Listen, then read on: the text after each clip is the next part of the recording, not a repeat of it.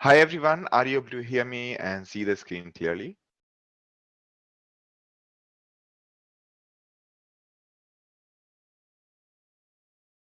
Great, great. Wonderful to have all of you in the session. Today we are going to have more than probably 70, 80 or maybe 100 attendees for this session. All right. So the session is going to be for 3 hours. We will start with introduction to big data, what, why, and the use cases, along with various solutions. And then we'll take a 10 minutes break. And afterwards, we will learn the Spark and Hadoop architecture along with hands-on. All right. So please introduce yourself using the chat window while others are joining. The session is being recorded, and the recording of this session is going to be shared with all of you. This is our first session of 10 sessions of big data with Spark and Scala. Okay. Let me just change this a bit. So this is going to be first session on Spark and Scala, and the course in Spark and Scala is going to be around 12 sessions, and this session suffices as an introduction to big data technology stack. We were planning to do the introduction to Spark alone, but then we realized that a lot of people here are new to big data, and therefore we thought that we'll do the introduction to the big data and so on. All right.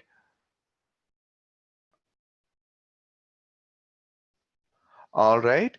So TJ, everyone is able to hear, right? So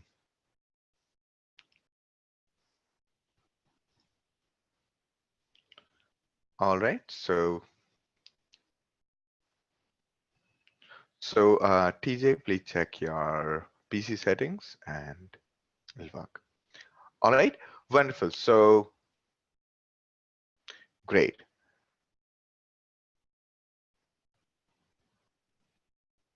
Wonderful, wonderful to have all of you in the session. Wonderful. Great to know your backgrounds, James, Nancy, Yi, Sonal. All right.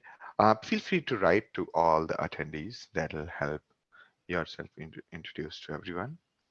And we have in this session people from all around the world, from the US, UK, and Bangalore, India,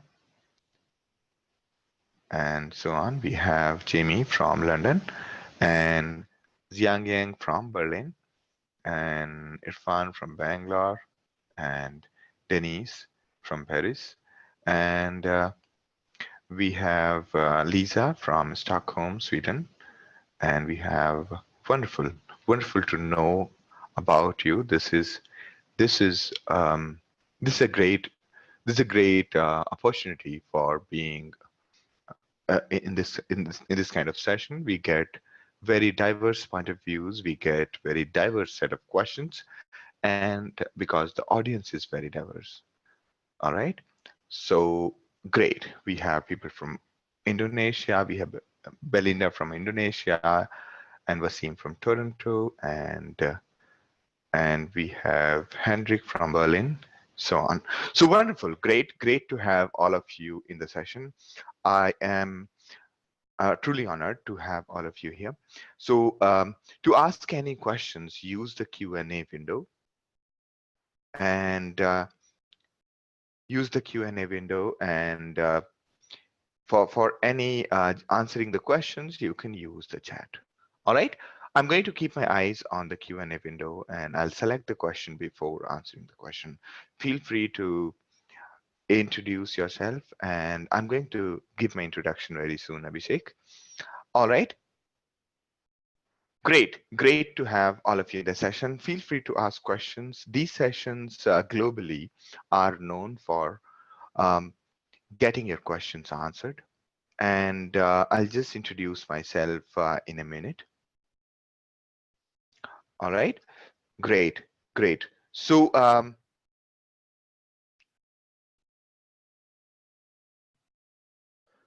all right. So I'll just introduce what is CloudX Lab. CloudX Lab is basically a gamified learning platform whereby you can just start learning by yourself. And these sessions are to get you started with the entire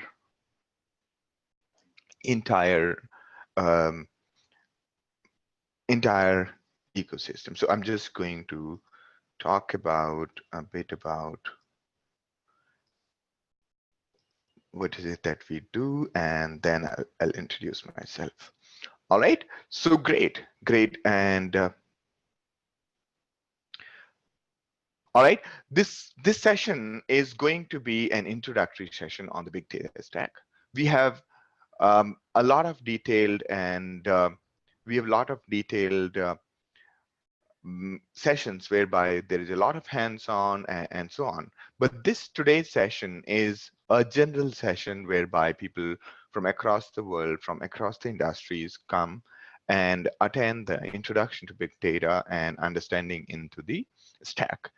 That's the purpose of this session, while rest of our sessions are very hands-on and very technology oriented. This session is going to be a little bit less less technical, in the sense that we're not going to do hands-on today, but the lab that we have created is something that you could use right away without any kind of paying or payment, right? It is available 7 days for free for everyone, 1 month for anybody from academia. And if you have an email ID from institution, you can just sign up for 1 month for free. So all right, so that's about it. And so let me just introduce what is it that we do at CloudX Lab. So at CloudX Lab, the one thing that we are trying to achieve, and we have achieved largely, is making learning fun and for life, right? We have videos, we have quizzes, we have hands-on, we have projects and case studies, and everything is based on real life use cases. And the sole idea is that we should learn by doing, and what we have created is the auto hands-on assessment system, whereby there's a problem statement, there is a hands-on cloud-based lab whereby you do the things and then it automatically gets checked and you get score.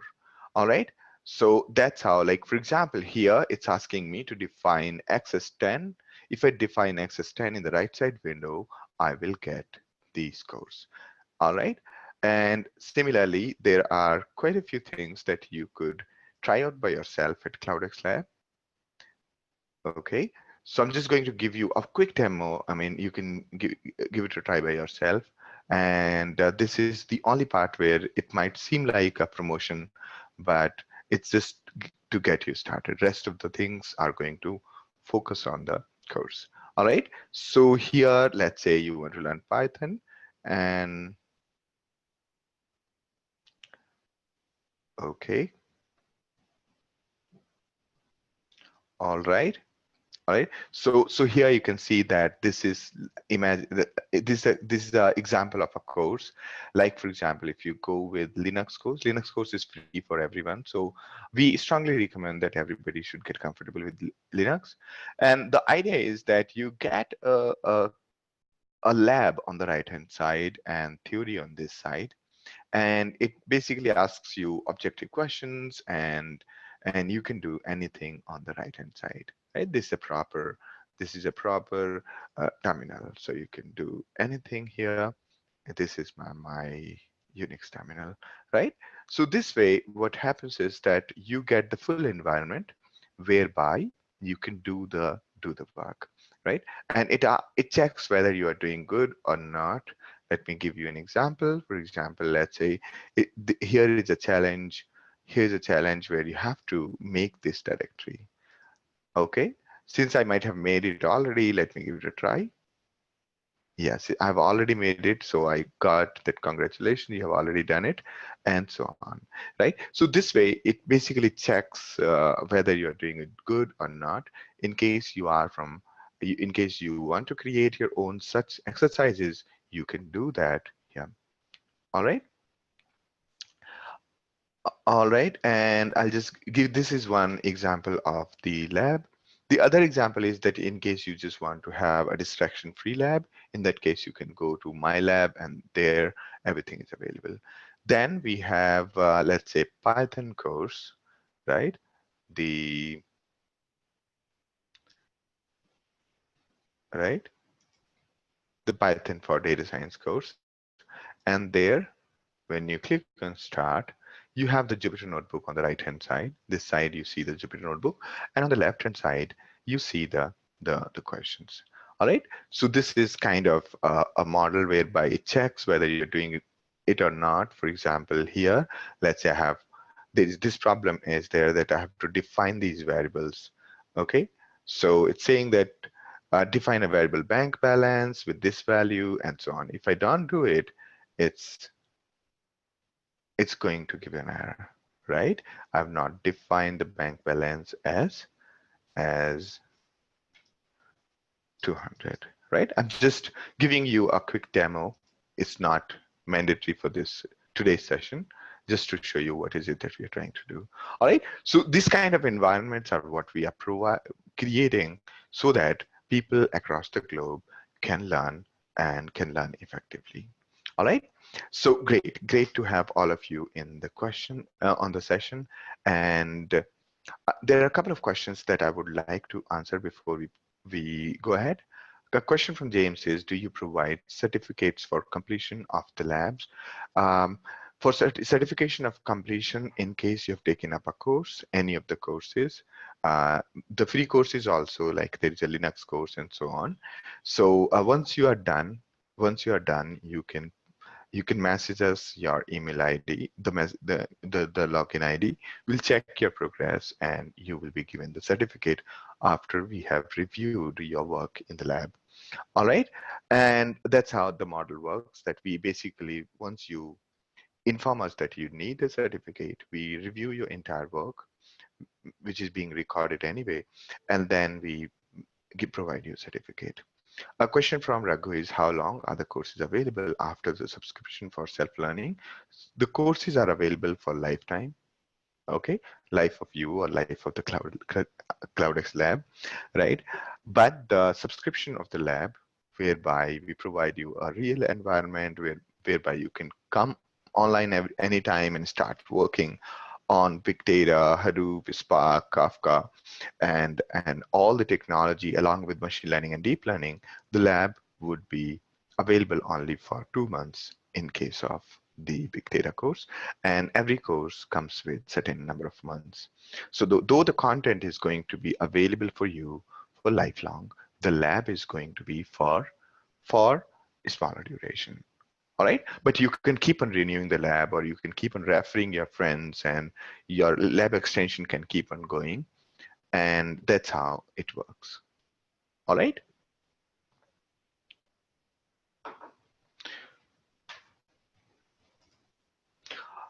Okay, a question from Narsimha. Any placement assistant if we take and complete the course as well? Okay. Yes. So what we do is we generally connect you to the recruiters, and we cannot guarantee, we would never guarantee placement, but what we guarantee is the knowledge that we impart is going to be something that will enable you to solve hard problems. All right, that's what we are trying to make at CloudX Lab. Most of our learners have been fairly successful, okay, and there's no upcoming instructor-led ML specialization course. That's right. That's right. I'm taking a bit of break, and yes, so we are trying to make it more and more automated. Therefore, we are not starting another instructor-led training anytime very soon. All right. Okay. Very good question. So I hope everybody is okay if I answer these questions. Probably it'll be great that in case you ask these questions using Q&A window, that makes it easier for me to track and everybody can see the questions. So there's a question from Arun that there's no instructor-led course coming up. Yes, that's right. We are yet to plan, and we're going to focus more on making the learning automated and self mode. Okay. A question from Raghu is how much the content covers certification like CCA 175, CCA 131, and Databricks. So even before the Hortonworks and Cloudera merged together, even before that, what we did was we created the lab by combining the services from both the companies. Similarly, we created the course combining both the topics and both the certifications. So for CCA 175, this course is very much relevant, and there are many topics that they don't have as part of their certification, which are included in this course. The perfect reason is we aim for people to become data engineer, data architect, and they should be able to solve industry problems. That's how we have designed the course and so on. All right. So these certifications, everything fall into the same line because they also aim the same thing. And therefore, our course is very much aligned. And you'll be glad to know that they will be aligned with our, I mean, they are also improving their certificates in alignment with what we are doing. All right. So great questions. Moving ahead, are there any real-time project which can be mentioned in the resume later on? You can mention the resume that you have done these two projects, these two large projects on Scala and Hadoop. And but we cannot say real-time because real-time is a little confusing for the students. It is very hard for us to give a project from the industry unless a learner shows a commitment in finishing the normal projects. Though there are 3 projects that I'm running with my learners, and but that happens only if learners show a very deep interest and they are interested in working with the customers. All right, we work with many customers as many companies such as Dell and so on for their as a consultant so that we can help them in their projects. So we keep on connecting people to various companies. All right, provided they show good interest in these technologies. All right, a question is from Manswork. So Sandeep, for every course, the lab will be for 2 months? No, the lab will be for lab varies. For example, for machine learning course, I think the lab is for 6 months or so. And a question from Anand.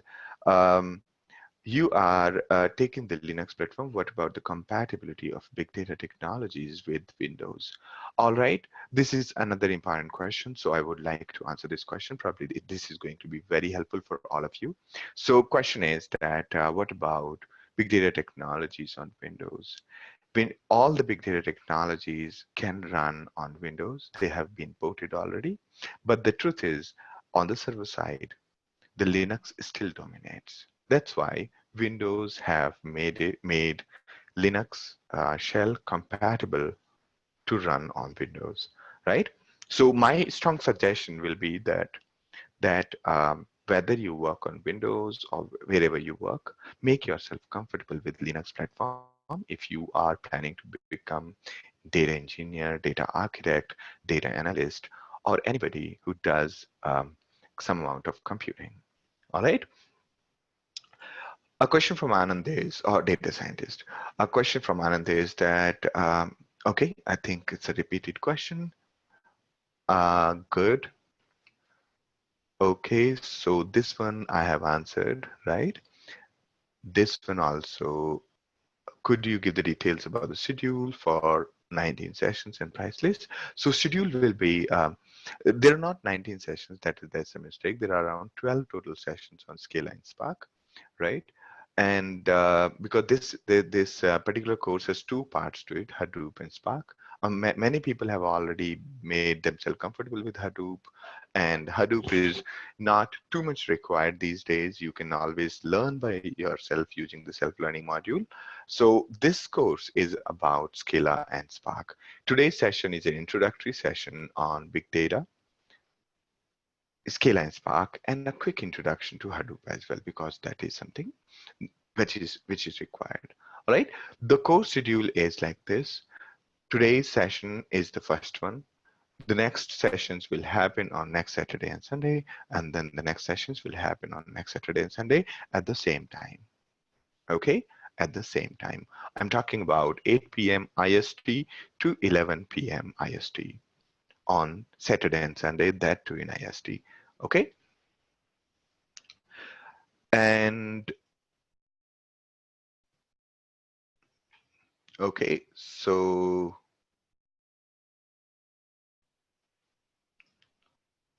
all right, this has been answered. This has been answered. Okay, a question from Ajit is, what is the charge for full course on Hadoop and Spark? Please take a look on the website. That'll be the better answer. I'll also, if somebody asks me, I'll also take a look at that. That's the final word on the pricing. All right. I tried to connect Git bash to e.cloudxlab using my credentials, but I get connection timeout. All right, let me take a look at it after the session. Okay, so that's a question from Arun. Let me take a look at it after the session. Probably you're not using the login name correctly. All right, let me take a look. Also, have you registered with CloudX Lab? Have you created your account? Did the KYC? Does your login password appear in your my lab? Okay. Question from Irfan is, I hope Hadoop is not prerequisite. Hadoop is not really prerequisite for the Spark and Scala course, but it is generally helpful for understanding understanding the Spark's data locality, but I'll cover it quickly in one of the sessions. Okay. A question from Alok is that Scala is the go-to language for big data projects, or any other is used. Good question. All right. Good question. So, all right. Scala is the go-to language for big data projects, or any other is also used. Good question. So generally across the industry, when I'm talking to many people approach us for when the questions related to big data. The trend is that either people use Python or Java or Scala. Okay, some people have started using Go, but most of the people are either with Python, Scala, or Java. In this course, why we have taken Scala is, one, Scala is natively supported on Spark, because Spark is written in Scala, so most of the libraries are available very quickly in Scala, right? Second, enterprises across the globe do not want the enterprise-wide code to break in the production. Therefore, they want a language which can be compiled. Therefore, many people are very comfortable, many enterprises are very comfortable with Java kind of language. Therefore, if given a choice, an enterprise will choose Scala over Python for this reason. All right, so that's the idea. That's the reason why, though we created this course first in Python, but then we realized that that's not what industry is going to use, so we quickly change. These courses, what we are teaching, they continuously change, okay, based on the industry trend, and that's how the learning must be. Okay, great.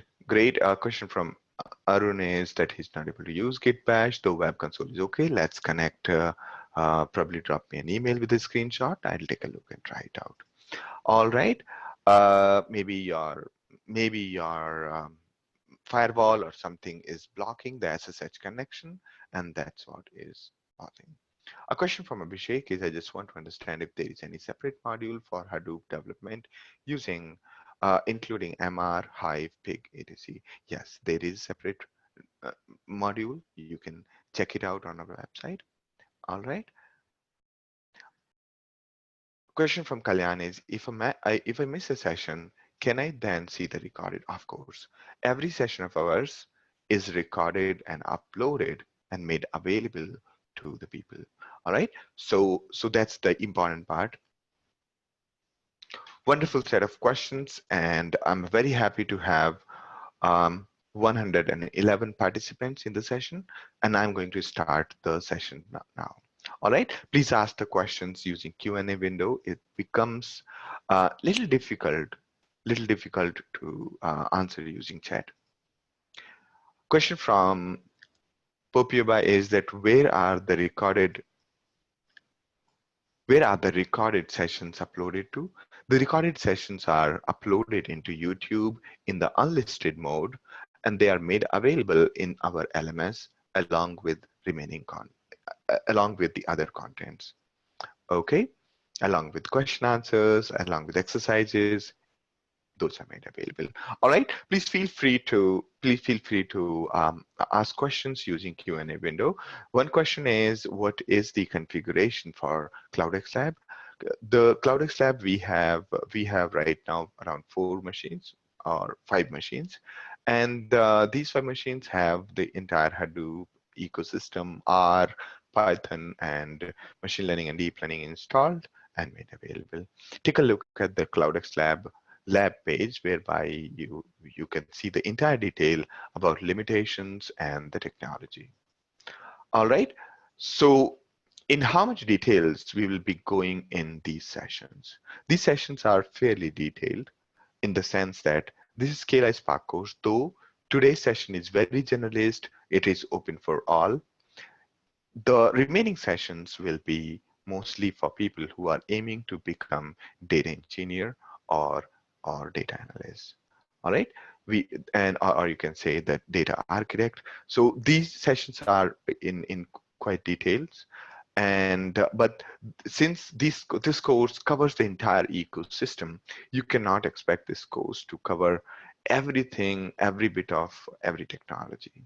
Okay, but whatever is required to become a data engineer, we have covered that. All right, do we have a limit of HDFS size per user? Yes, we do. All right, we have around 4 GB per user in HDFS. All right.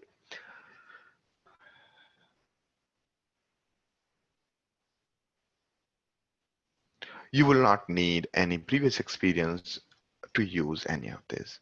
Most of the system had been designed such that everybody can just get started. All right. The email ID to reach out to us is reachus@cloudxlab.com. All right. Wonderful. Great set of questions. Let me just walk you through what we are trying to do. We are trying to gamify learning, make it fun and real. Fun and real both are important, because if you see these screen that I showed you, those are the things that are something that reflect that whatever we are doing in the lab, it's real. It's not a simulation. It's not some other text editor that we have created. It's the real Jupyter. It's a real console. It's the real environment. This is how, if you join somewhere, the kind of environment you use at CloudX Lab, that's the kind of environment you are going to use in the production wherever you go. Therefore, there is a huge need of such an environment like CloudX Lab, and that's why we devote a lot of resources for such an environment. All right, so I'm Sandeep Giri. I graduated long back from IIT Roorkee in India, and I've mostly worked on large scale computing, and I started my career with DE Shaw. Then I worked within Mobi and Amazon. I hope you know what is DE Shaw. DE Shaw is a hedge fund company, and DE Shaw is known for its computational abilities. In 2002, around 16 years from today, 16 years ago, when I joined ESA, they had 10,000 node cluster. We had our way of doing the distributed computing, similar to what we have Mapreduce. All right. And after ESA, I founded a company called Tbits Global, which did the document management for large enterprises. Most of the power plants that are built in India, you have used the software that we built in my startup called Tbits. Now, after Disha, I worked with, I founded that company, and after that, I joined InMobi. InMobi was a very wonderful place for me, and where we built the recommendation engine using 200 terabyte. All right. Afterwards, I joined Amazon. Amazon's detail page is what we owned. The detail page that you use on the phone is what we built. And at Amazon, I did mostly the high performance computing, like image optimization that you see on the Amazon detail page. The detail page is the one where you see the buy now button and there's a big product image on the left hand side. So image optimization is what I did for Amazon along with the detail page for mobile. So that's what my career is. And when I was at Amazon, I realized that there was a huge gap between what people are learning and what is there in the industry. That's why I decided to just help out my friends in using the help out my friends understanding NoSQLs and the distributed computing, as well as help them out with respect to machine learning and AI. And that's what became No Big Data, and then it became CloudX Lab. Today we have more than 1 lakh users globally, and so on. Right. So yes, a question from Emmanuel is that, is it DE Shaw and Co? Yes, that's right.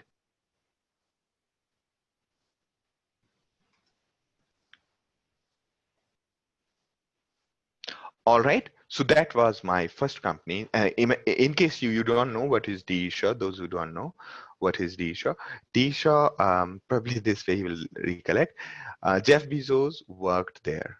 So those are the two things common with me and Jeff Bezos, that we both worked at DSHA and Amazon. All right. So yes, and so at heart, I'm a software engineer, and I love explaining technologies. That's why I've started the CloudX Lab, and I enjoy answering everyone's questions. And these sessions, what we are running, these sessions are for helping everybody in their software journey or data engineering journey. All right. So making yourself comfortable with big data is today very important, and that's what we're going to do more detailed. All right. So the objective of this overall course is learn to process data using Spark and Scala. All right. That's the purpose of the course. And yes. So before we jump into the Spark and Scala, what we're going to do is we're going to learn the basic definitions. If you have, I'm going to go a little faster in case you are very new to it. Feel free to pause me and ask the questions. Okay. No question is what do you say? No question is simple or hard. It's just the way we look at it. The purpose of these sessions is to be able to answer everybody's questions. The purpose of these sessions is to give the answers to everyone, because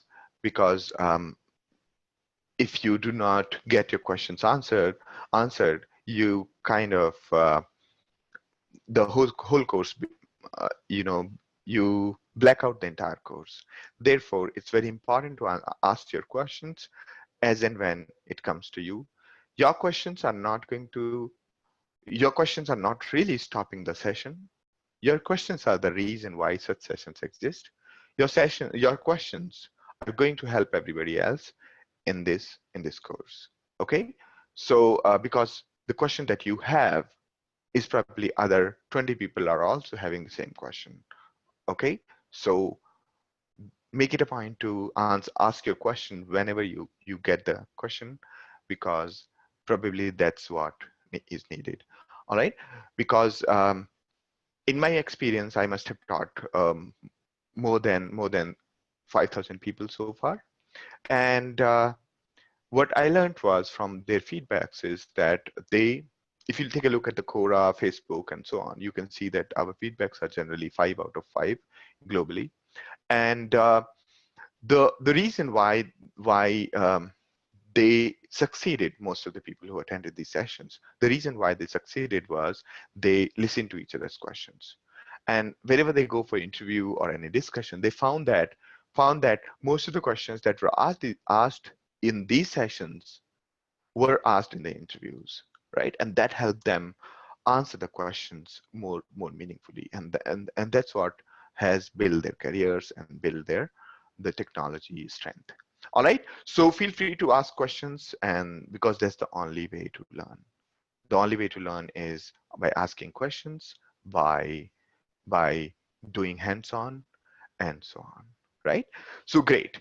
Let's go ahead, and I'm going to just go with the basic concepts. The basic concepts like data variety. A common question that you will see as we dive deep into the data. First question is that what is structured data, unstructured, and semi-structured? Structured. These keywords will be thrown around. So let me be very clear. I am okay to make the definition extremely clear instead of making it very generic or so. So the structured data is the one which is in the tabular format. We know what are the columns, what are the fields, and we know their data types. That's called structured data. Structured data, you can always think of structured data as the data in the tabular form, whereby it has columns and it has rows. That's called the structured data. We have the clarity on the data types of the columns or the fields, as well as we know that there are fields, right? So that's the structured data. And semi-structured is, we know that this has fields, we know the name of the fields, but we don't know their data types. For example, when you take a look at CSV file, the example of semi-structured data is the CSV file, comma separated file. If you open that comma separated file in your notepad, you'll find that it's basically a text file which has some values, comma separated, and records are separated by new line. Looking at this data, you can't really figure out the data types so readily. You will have to understand every column, and only then you can come up with. So that's called semi-structured data, when you don't know the data types. Similarly, sometimes you don't have the data in the form of fields, columns, and so on. That is like, for example, in XML, that is also known as semi-structured data. Then on the other hand, we have unstructured data. Unstructured data is like you have a plain text file, but bundle of plain text file which have text. There you don't know. You don't have fields, you don't have columns, you just have the text. Or you have just binary data which doesn't have columns. That kind of data is called unstructured data. All right. So the journey of converting unstructured data to structured or semi-structured to structured is called ETL, extract, transform, and load. Extract, transform, and load. That's the journey the unstructured data takes to structured. All right. So basically, the ETL is a standard process in the organization. It's basically a well-established stream of software engineering, whereby there are tools. There are tools from Microsoft, there are tools from Informatica, there are tools from various companies which help you convert unstructured data to structured. But these tools cannot do it by themselves. You will have to tell these tools that, hey, this data has this separator, this data has, this column looks like the date, and so on. You can make those rules and do that transformation from unstructured to structured, right? So this is called ETL, and Hadoop is also used for ETL in many cases. All right. So The other term that you will, other concept or term that you will see very frequently in discussions with big data is discussions about big data is distributed computing or distributed systems, right? So what are distributed systems? When you group computers into a network and you make them interact with each other in order to solve a common problem, a single problem, okay? Meaning dividing the work amongst multiple computers in order to get it done. That's exactly is the distributed computing. Distributed computing is not when you have a computer center and many people are using it. All these people are, let's say, connected to the internet and they're working on something. So this is not distributed computing. This is just a network, right? This is just a network. Not every network is a distributed system. Distributed system is the one which takes your problem statement and it divides, or it gives you this functionality of dividing the work onto multiple computers, right? That's the distributed system. All right, let me answer a couple of questions. Please feel free to ask questions using Q&A window instead of chat.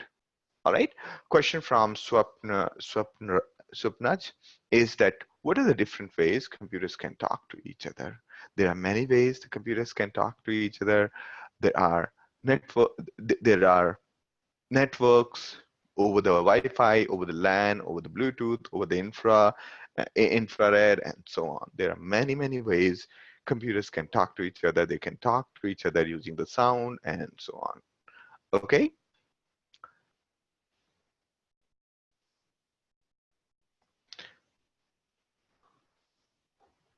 A question from Arun is, are all computers in the LAN distributed systems in any way, in any company? Are all computers in LAN No, no. Not every LAN is a distributed system. LAN can be converted into distributed system, but LAN, local area network, LAN stands for local area network, is not a distributed system. All right, let me try answering your questions quickly. I hope everybody is okay with answering everyone's questions. And if not, please have the patience for each of those questions. All right, a question from Abhishek is,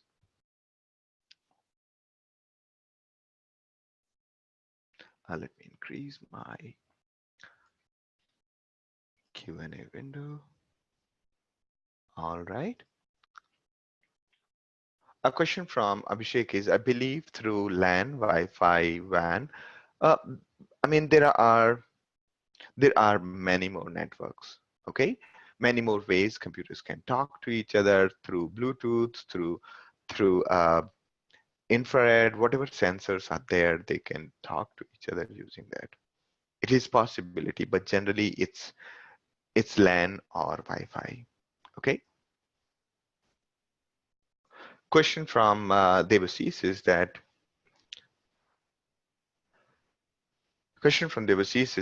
will the Spark class be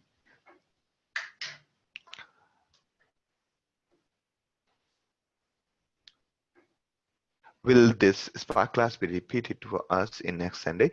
Not really, not really. So this, I would suggest that the introduction class is for everyone, the people who have already enrolled, as well as for everyone, right? This is a common class and the introduction, so it won't be repeated, but yeah, okay.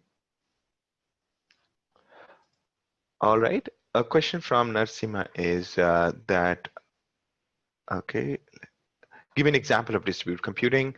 Distributed computing is, let's say you take things like, think of, say, Google search engine, right?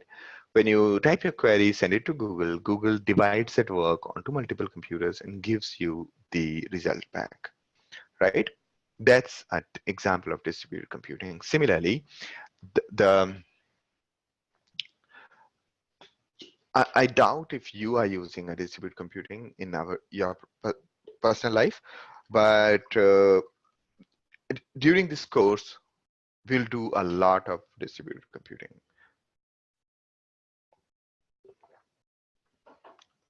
Okay. Is JSON semi-structured or unstructured? As per the understanding, the JSON is not really always tabular. Therefore, JSON is considered as semi-structured. Okay, and it's not unstructured because it has some amount of structure, just that it's not in the tabular form where there are columns and the data types. Okay, a question from Rahul is that can you explain again semi-structure and structure data? So when you, if you think of plain text file, it doesn't have columns, right? Neither you know their data types. Therefore, that's unstructured data. Semi-structured data is, let's say, the data in which there is some structure, but it's not really strictly tabular, which has columns and it has data, and so on. So that's called semi-structured. All right. The examples of structured data is the data in the database table. Semi-structured data is data in XML, data in CSV file, right? And the example of unstructured data is the data in plain text files. Now, question is, what is the use of ETL? When the data is in tabular form, right? When the data is in structured form, you can do a lot of magic, right? You can do SQL queries. You could write a lot of complex rules around that structured data. Therefore, it has been proven that structured data is really useful. Therefore, it is imperative to convert other forms into the structured form so that you can apply rules, you can apply filters, you can group the data, you can do all kinds of queries, right? Therefore, we need to convert unstructured data into semi-structured, and that's where various tools come into play. And these tools, this set of tools, basically belong to ETL, extract, transform, and load part of the computing. All right. So a question is that is JSON structured, semi-structured? So JSON is semi-structured. Is .xls structured or unstructured? If you look at the table format that you see on the web inside when you open it in an Excel sheet, then basically data looks semi-structured, right? It's not unstructured because it has some columns and so on, but since it's not strictly like database tables, therefore it's considered as semi-structured, right? SQL database tables are definitely structured. They're structured, and XLS, the Excel sheets are not, are basically the semi-structured ones. Also notice that if there is no application such as Excel, we won't be able to read those files. And for your programs, sometimes various formats might be very opaque and you might consider them as unstructured. Okay.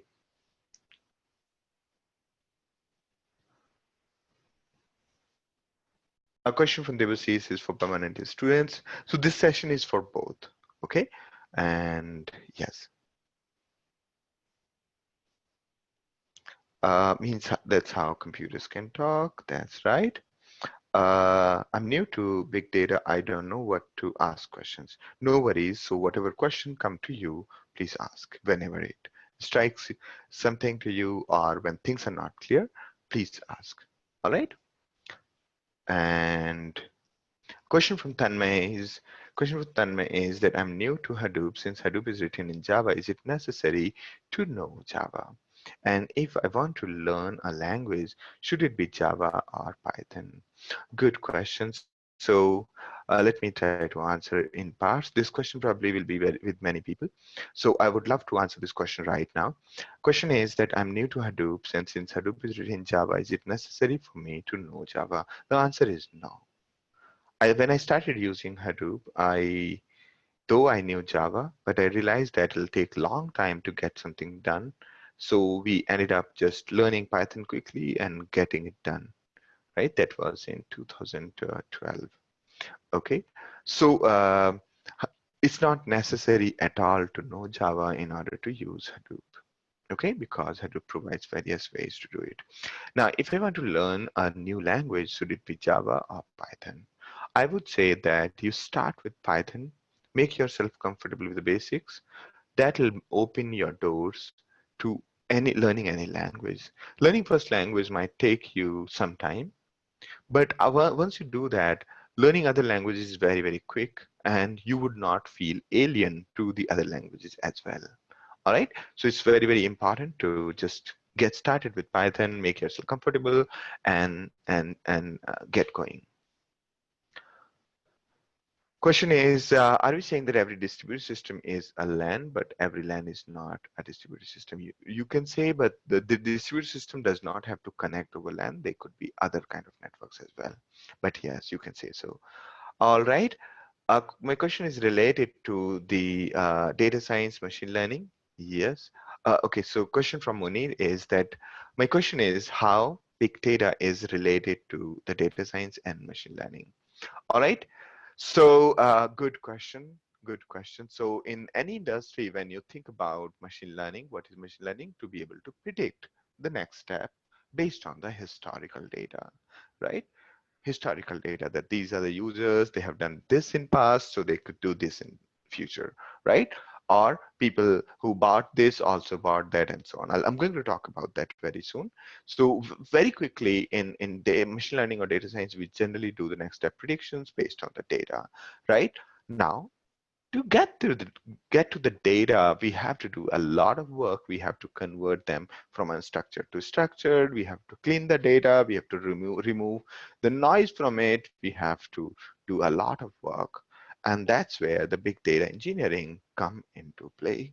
All right, first you need to have the data, only then you can do the data science, right? And data science is a very large word. It contains everything is there in it. All right, great questions. I'm going to answer these couple of more questions, and then we will continue with our normal class. I hope this is okay with everybody.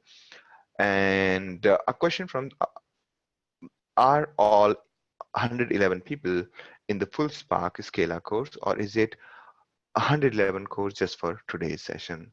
Just for today's session. Usual class do not cross 20 people. We do not have more than 20 people in our usual class. All right. This is an introductory session. There are many people who want to make themselves comfortable with the technology stack. Therefore, we run these large sessions. We are the largest community across the globe. So on AI and big data on Meetup, therefore, we do these sessions with all our attendees and so on. Okay. A question from Debussy. Okay. Going ahead, a question from Alok is, how do you come up with designing distributed system by looking at the data? Is it the data volume, variety, or the speed? Good question. Good question. We are going to talk about it very soon. Right?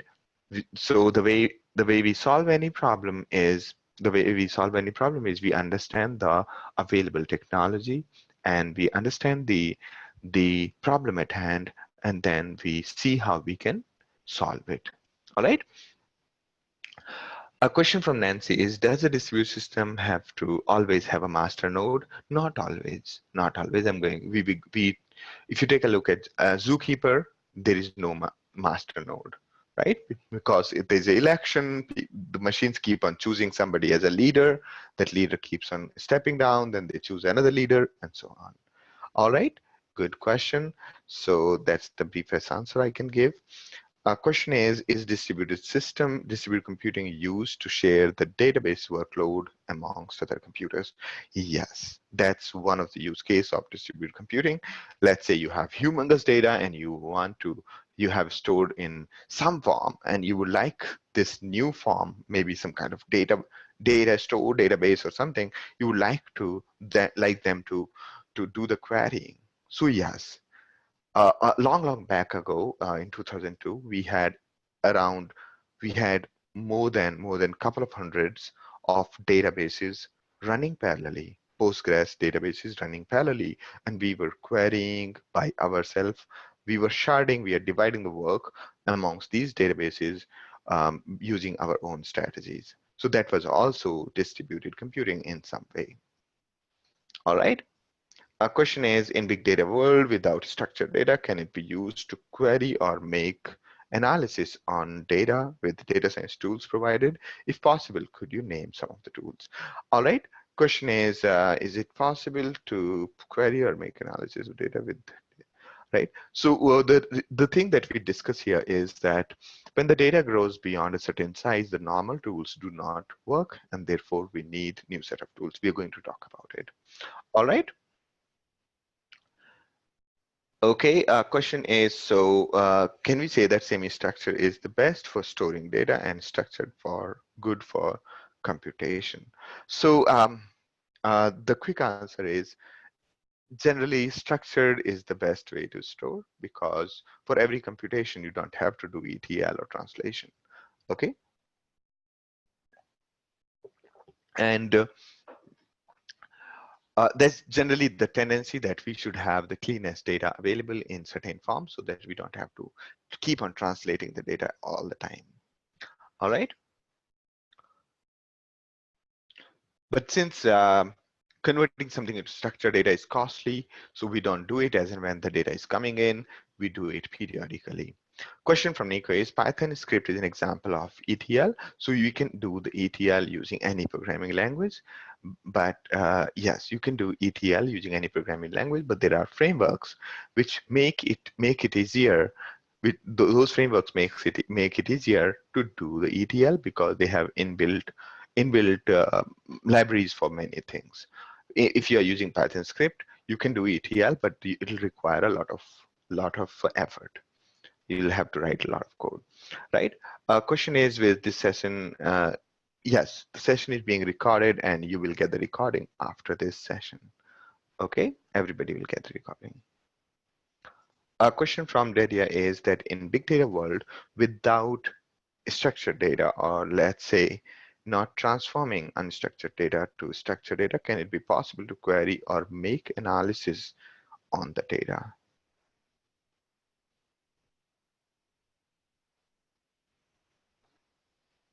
Yes, it is possible. Hive can do that. You can create a tabular form and you can query that. Similarly, there are the other tools which can help you do that. Like, for example, you can do it using Mapreduce and so on. It is possible, yes. Okay, good question. So I'm going to answer a couple of more questions, then we'll continue. All right, thank you, Abhishek. A question from Ajit is, once I complete my training, and if I'm not working in Hadoop and Spark, how can I keep myself updated or keep myself fresh? Good question. So one way that people do is they keep solving the industry problems to do that. Also, once you have learned these technologies, maybe in your current role, you will be able to influence them to move to these technologies, and therefore your work might involve these technologies. Also, you can take renew your lab, and you can use it to build your projects. Okay. Another way is just to stay connected with us.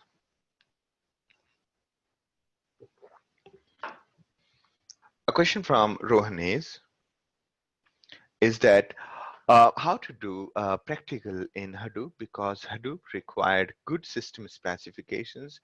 We can do it normal laptop. That's a good question, Rohan. So yes, that was the biggest challenge with most of the Hadoop practicals. And that's the reason why we did what we did was we hosted the lab on the cloud. So your normal laptop, you can just log into our cluster and you will have access to the cluster. Okay, so you don't really need to install. Okay, for if you're trying to install anything on your desktop with respect to Hadoop, it might require minimum of 8 GB of RAM. Okay. A question from James says, you are in London, England, Sandeep? Not really. I'm based out of Bangalore, and the company is in the US, Delaware, and that's about it. So we have a couple of people working from Canada, and not any yet from London. Question from Sonal is big data analytics used in supervised learning system as well? Good question, Sonal. So before building the machine learning solutions, you will have to do a bit of analytics in order to prepare the data, understand the data. And that's where big data analytics come into play. All right. Question from Abhishek is, coding in Python is easier as lines are always lesser. That's right. And it's very natural. Question from Popiba is that what is the master node? So whenever there's a distributed system, there's a master slave kind of model, just like we have leader and followers in our normal society. And that's what was being referred as master node. Okay. Question from Emmanuel is, do you have any instructor-led course bundle to become full stack developer? Are there industry accreditation for the same? We don't have a course on full stack developer yet, but I can think of something. Let me see if we could do something. All right. All right.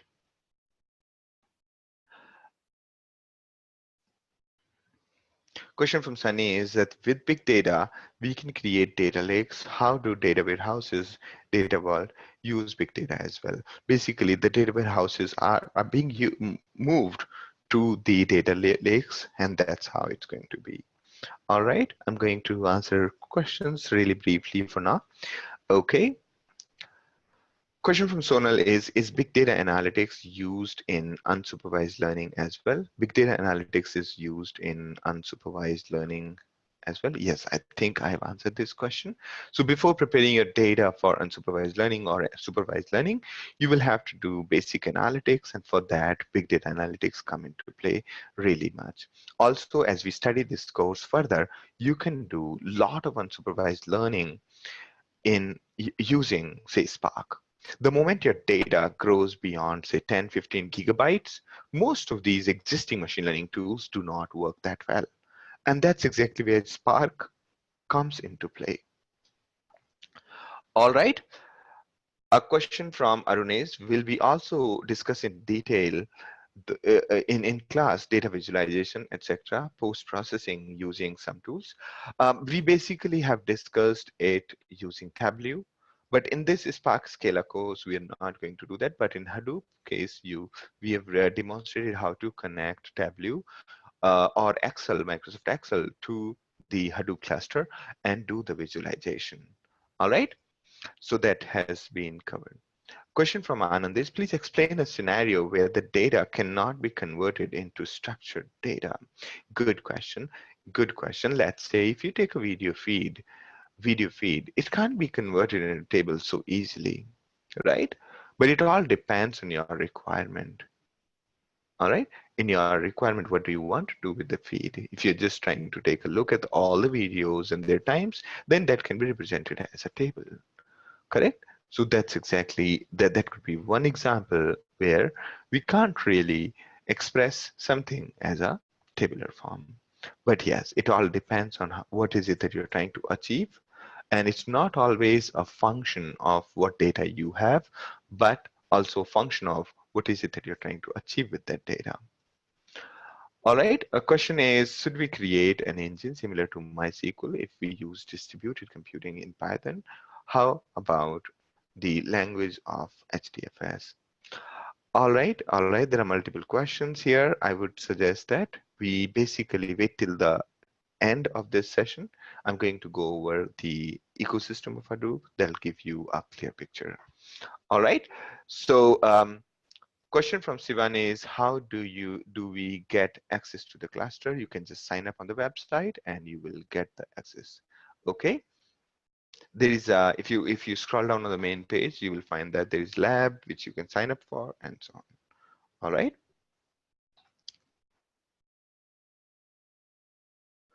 Question from Abhishek is, thanks Sandeep, you're quite close to me in Bangalore. All right. Is CloudX set up in Bangalore? All right. So CloudX Lab is set up on Amazon AWS, and that's why we are able to scale it well from there, right? So yeah, but most of the tech team sits in Bangalore in India. A question from Nico is that I'm currently studying Python courses to upgrade my dev skills. I want to be good data scientist. What advice can you give? I want to set up my own lab as well. Good question. Good question. So I would, all right. So you're currently studying Python courses to upgrade. I would suggest that sign up just with CloudX Lab. We have very good Python course, that too free. And there's a very reasonable machine learning course at a very low cost.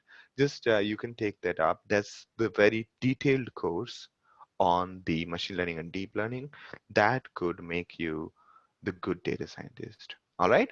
And if you drop me an email, I could just give you the links of the blog. There is a blog I published on how to create a lab like ours by yourself. All right. So we have published a blog post which basically guides you how to build a lab like CloudX Lab at your own. All right. A question is, can we clean our data if there's already stored in Hadoop? Yes, you can do that. Yes, there are 3 more questions, Denise. I'm going to just answer these couple of more questions and then we'll move ahead. A question is, what is supervised and unsupervised learning? I think that we'll discuss in the machine learning course. Okay, or just take a look at the videos we have on our website. They'll give you an answer. Question is from Jiang, would there be any recommendation ideas on continuing hands-on practice on Spark after the course in terms of books, website? Yes. Okay. Yes. Let me make a note of it. Basically, we'll just push it publicly on our course page. That will help everybody. Okay. So I'll just do that. I've been kind of postponing that part. Okay.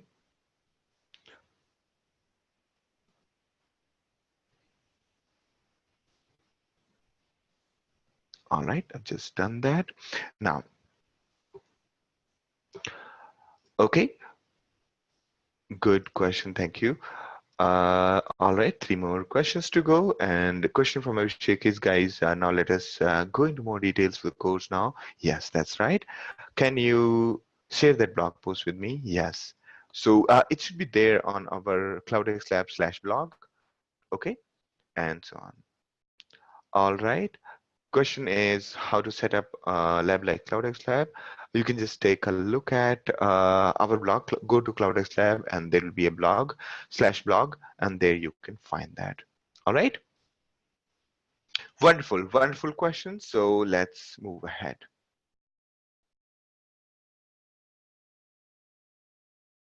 Okay. Question from Abhishek is, I think this is answered. All right, wonderful. So yes, great set of questions. So moving ahead. So we learned about the distributed systems, meaning being able to divide the work onto multiple computers and get it done by those many computers is called, such a system is called the distributed system. All right, now question to all of you is, how many petabytes are there in 1 petabyte? Answer using the chat window. As soon as I get the first answer, I will move. All right, so how many bytes are there in 1 petabyte? Just to check if you are good. That's right, thank you. Moving ahead, so it's around 10 to the power 15 bytes in 1 petabyte. That's just too many bytes. Now, another question that I want to quickly ask is, how much data do you think Facebook stores in 1 day?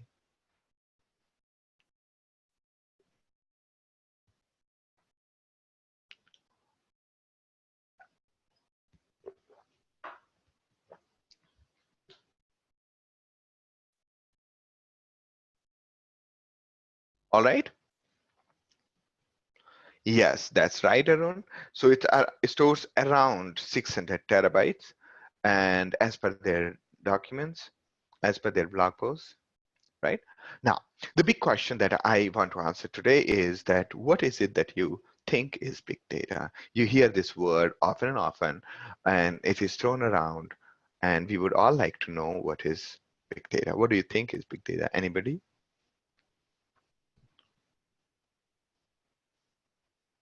Yes?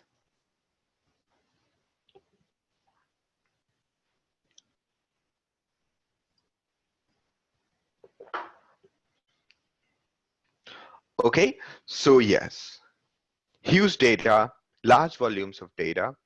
A data cannot be processed with ordinary tools, non-big data tools. Good question. So moving ahead, good answers. So in very simple words, big data is nothing but data of very big size, right? Now, how big? Like this is very subjective question, right? This is a very big size. So how big, right? The data that cannot be processed using usual tools, right? Using usual tools. Now, next question comes, what does it mean by usual tools, right? The To process such data, we need the tools which have distributed architecture, okay? Now, in simple words, if your computing, if your work requires multiple computers, then such kind of data, we call it big data. Such kind of processing is called big data processing that requires multiple computers and so on. Now, this workload that we're talking about could be because your data is complex, data is uh, your requirement is complex, or your data is huge, or data is fast. Okay, so there could be multiple reasons for you needing the distributed architecture for solving the problem, right? And this data could be in any form, right? There could be three reasons why you require more processing. First one is the volume. When storing humongous data is your problem, we call that characteristic as volume. Okay, so volume as in when you want to store humongous data in petabytes, you cannot store petabytes data in a single hard disk. You need many computers to store petabytes of data, and managing all of that and keeping the backup, keeping the copies and so on, that's a humongous task. And that's where you require a distributed system which can store petabytes of data happily using thousands of computers, right? So the problems related to the storage of huge data is generally categorized as volume in case of so this is one characteristic. The second characteristic of the data is velocity. Because of velocity also, you might require multiple computers, and this is known as the data in motion. The problems involving the handling of data coming at very fast rate. Example is number of requests received by Facebook, YouTube, and Google Analytics, right? The third one is the variety. Variety is the data in various forms, or the problem statement that you have is complex in nature, which requires you to change your data format into something else, right? So the problems involving the complex data structures, example, maps, social graph, recommendations, and so on, they are complex problems. Machine learning problems are complex problems. So because of your problem statement, you might need to do a lot of processing, and that also lies in the variety. So these three V's, volume, velocity, and variety, these are the three characteristics of the data. And because of these three things, you might need, if your need is such that you need multiple set of computers, you are not able to achieve it using one computer, then your problem statement or your data is called as big data, right? Now, variety is something that is a little difficult to understand. So variety could be the kind of data you have or the kind of problem you have, okay? Um, so imagine that you have to find out the best way possible from A to B on a Google map. Though the data, the Google map, the way the data is stored on Google Map, it could be like maybe 100 megabytes or 200 megabytes or maybe say 10 gigabyte. But that's not really humongous data with respect to the volume or the velocity, but because of the kind of problem we are trying to solve, we might require multiple computers to do the processing parallelly in order to achieve this. Therefore, even searching for the path in a huge map becomes a big data problem. All right. So, question to all of you is the time taken to read 1 terabyte from hard disk is anyone? What is the time taken to read 1 terabyte from hard disk? Just give any answer. You can use the chat to answer. And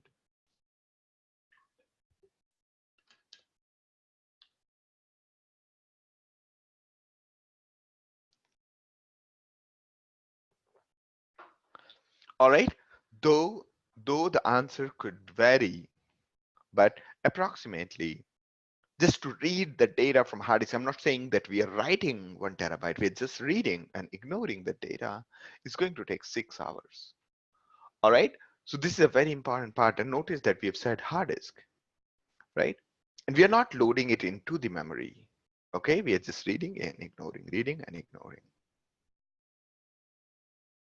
So keep this in mind that this is one of the reasons why we end up with distributed computing, because reading and writing humongous data takes a lot of time on a single computer. That's one of the reasons why we end up with distributed computing mostly.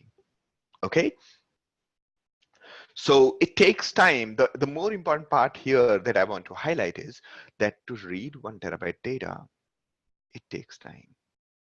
Though 1 terabyte data sounds really easy because we have 1 terabyte hard disk or 2 terabyte hard disks, but 1 terabyte is huge data. If you want to process just, let's say, really simple thing, try to order 1 terabyte data. Try to order 1 terabyte. Order means the sort, okay? Try to change the order of the data in 1 terabyte data in some way. You will know that 1 terabyte is humongous data. You cannot load 1 terabyte into the memory. Yes, speed can be high if the hard disk is solid state, but again, you do not have hard disks having solid state drives with 1 terabyte space. And if they are too costly. Okay.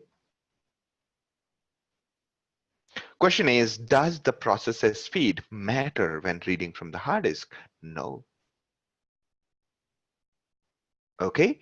No, because it is independent of the RAM and the processor speed.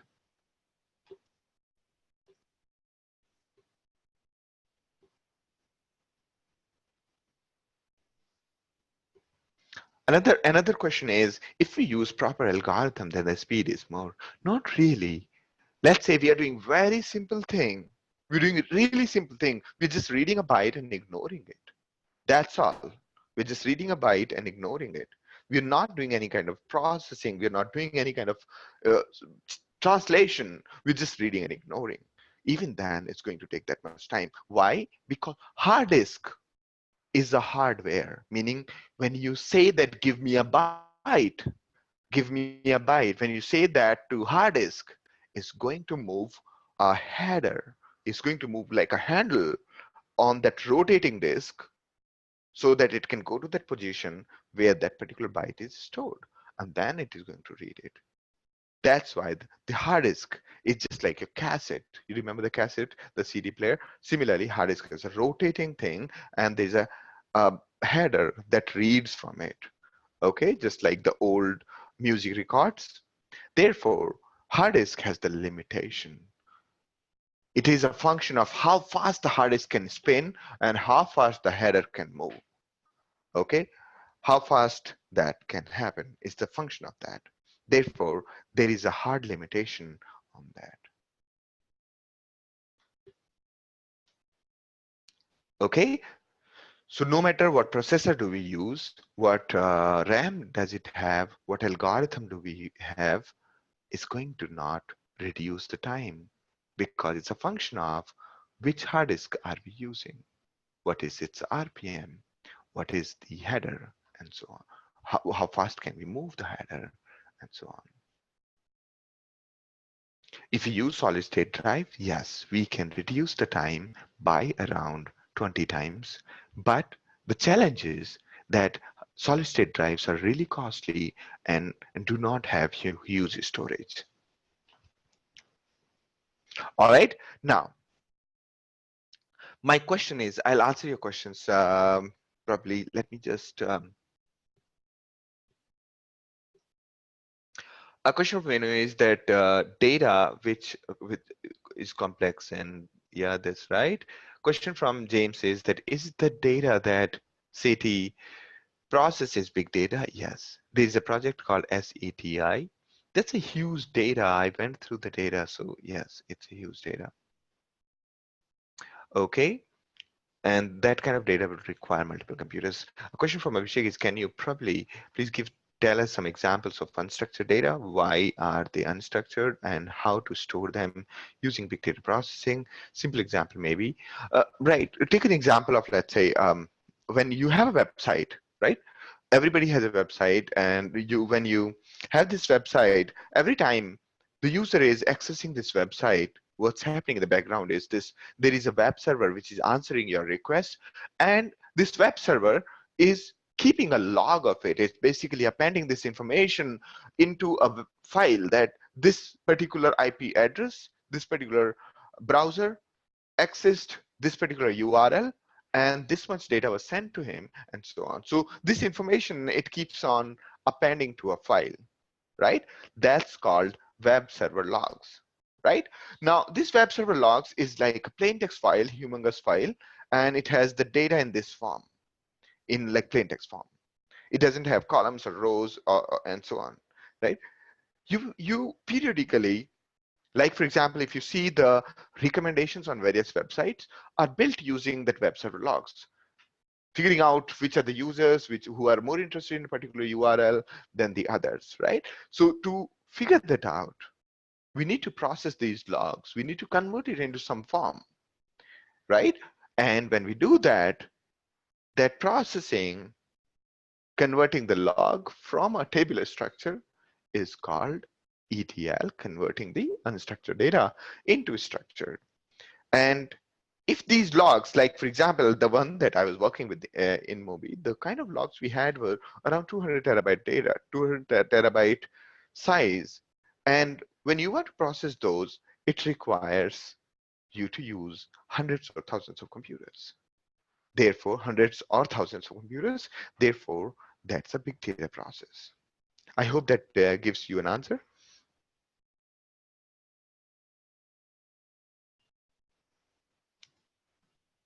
A question from Arun is there any limit on the number of computers in HDFS? I haven't read a limit yet, but I haven't seen personally. I haven't seen more than 800 nodes in HDFS. Okay, but it definitely can support more than 10,000 nodes easily. Okay.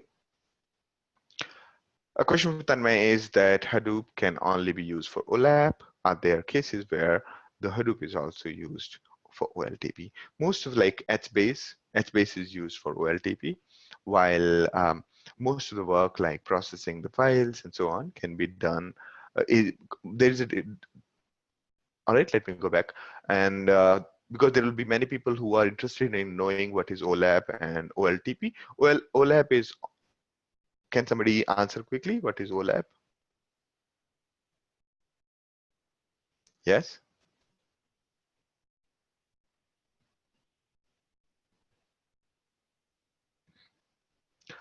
Right. So OLAP is basically kind of a data warehouse system. We call that online analytical processing. That's right. Basically, when you have like lots of data lying around, you want to find out certain patterns, you want to find out some kind of like historical analysis, or you want to do predictions. That's called analytical processing. Okay. And for analytical processing, you don't really require consistency or transactions and so on. Therefore, Hadoop is very greatly suited for it. Now, in some requirements, you have you need like many computers writing to a common system, or many users writing to a common system. In that case, we would want to be we would want to have a central online transaction processing system so that everybody can write to it and read from it. So OLTP is hard for any distributed system, but it can be achieved using HBase, one of the components of Hadoop. All right, we will see if we can talk about it towards the end. Okay.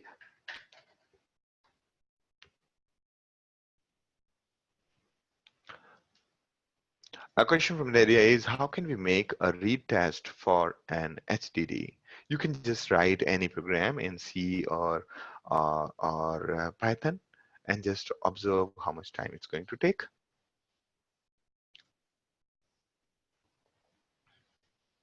A question from Alok is, earlier mainframes were also trying to solve the problems of velocity and variety, volume and velocity, but not variety. Is that the reason for moving to the big data, or was mainframe costly? Main reason was that mainframes were not able to do the distributed computing. They were, of course, they're costly. Second, the kind of processing we're talking about, that kind of processing is really costly when it comes to mainframes.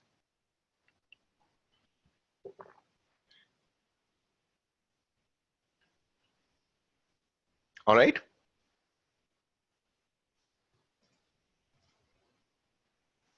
Okay.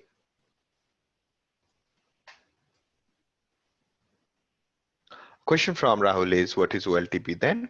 OLTP is online transaction processing. OLTP is online transaction processing, and OLAP is that. Question is, transaction processing, as in people can write to it and access the data without corrupting or without seeing the incomplete data. Question is Hive part of OLAP? That's right.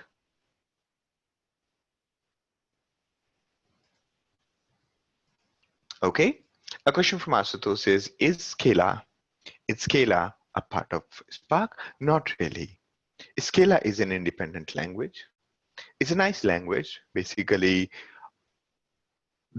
in Scala has tried to make Java as friendly as Python. Okay.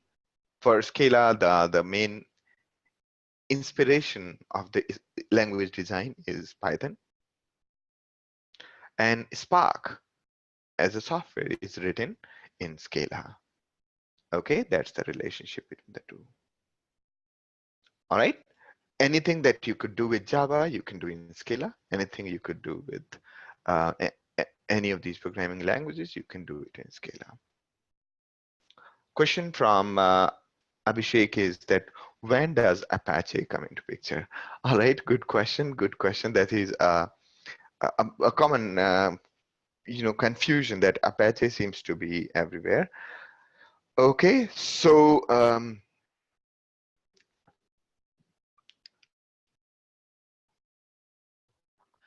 is essentially a web server. Sorry, Apache was a web server. a happy web server, one of the most successful web server, the Apache Web Server. Remember? So Apache Web Server is still the leader in that web server market. It's a software which makes it possible to serve your website. Okay, that was the web server. Now, what happened was that web server became really popular and useful. So the author of Apache Web Server had made it already open source. And when it became so popular, he basically opened his license, like Apache license, made it very public. And now under that Apache umbrella, you have he opened it, made it like an umbrella term. So anybody who agrees with or wants to use the same license as Apache came under the Apache umbrella. Okay, Apache Hadoop was just one software called Hadoop that came into the umbrella of Apache because they agreed with the same agreement, that the license agreement as Apache. The Apache is a very liberal license in case you want to use Hadoop or Spark in your organization for profit, for non-profit. For Apache, it doesn't matter. It's a wonderful licensing, and you should take a look at that. The Apache license is the most liberal license and makes it possible for the world to use your software without having to worry about anything. All right, that's the reason why people should take the Apache license. Just that to be part of Apache umbrella suite, they have certain requirements, and they see how well your software is being supported, and there's a little hard requirements now. Okay. So Apache is just an umbrella term. It's like a foundation now. Apache Foundation. People basically apply for Apache Foundation that they want to list their software under Apache, and they approve, review your software, and then you can use the Apache with your software. Question from Ajit: prerequisites for Scala? Nothing much. To learn Scala, you don't require any prerequisites. You can just get started. There's a free Scala course. You can take a look at that. Question from Arun is: what is the main use of Spark? I'm going to talk about it soon. Great, great set of questions. I hope that I'm really happy that most of you are um, okay with each other's questions. All right. Now, if you have to count just the vowels in 1 petabyte data every day, do you need distributed system? Answer from James is yes. You do need a distributed system to count just vowels in 1 petabyte of data every day, because most of the existing systems cannot handle it. That's right. That's right. How difficult is Scala versus Java versus Python? Python is easiest. Scala is again easiest, and so Java is a little difficult because though I'm a good programmer in Java, the only problem is I feel really lazy when I have to type too much. Therefore, I prefer Scala or Python because I can just open the terminal and start working on that, and it's so quick. In case those who are having this mental block and worried about anything, you can just go to CloudX Lab. Okay, you can just go to lab here. I mean, I just want to show you so that, because taking that first step to start programming is the most important step, and you should not delay that. You go here and click on My Lab and just open the web console, right?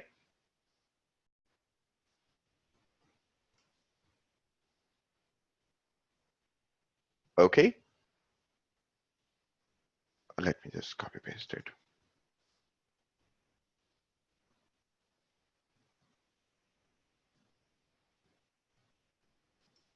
Or let me just,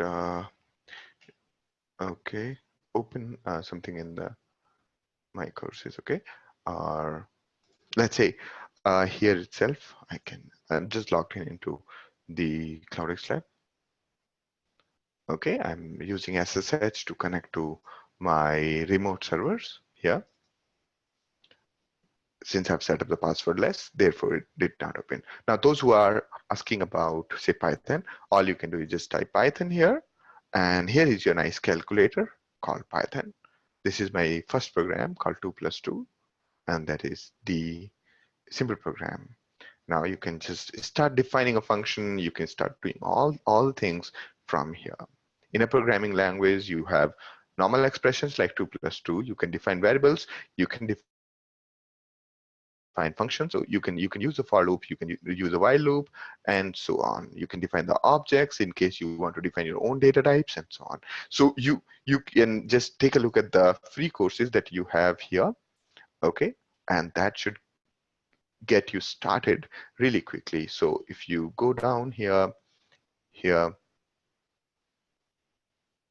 you see that these are the courses available to you at CloudX Lab right now.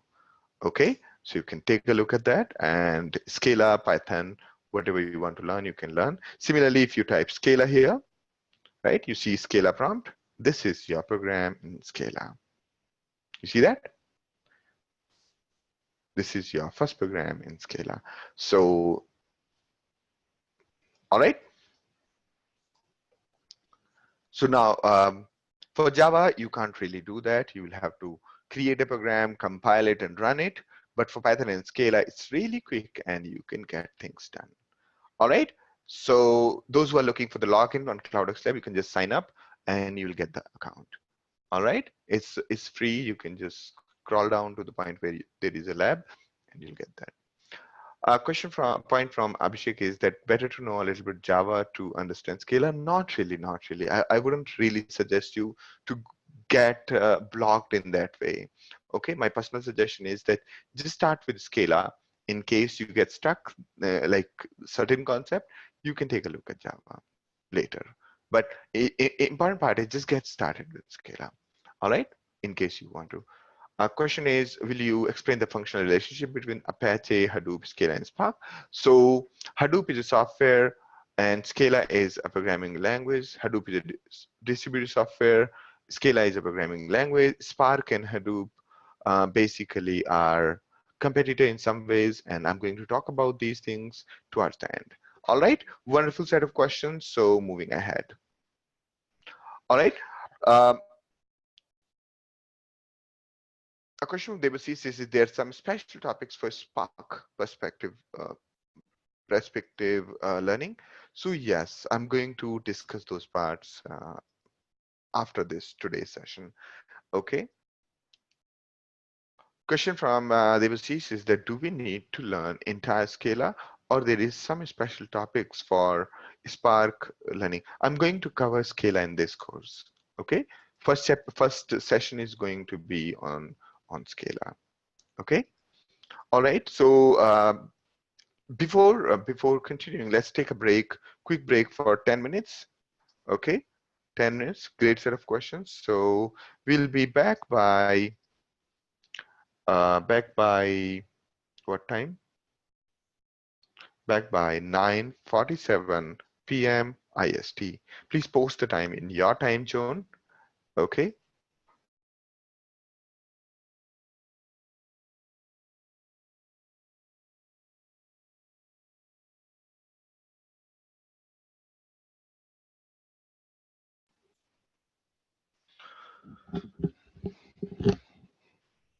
All right, so I'm back. Shall we start now?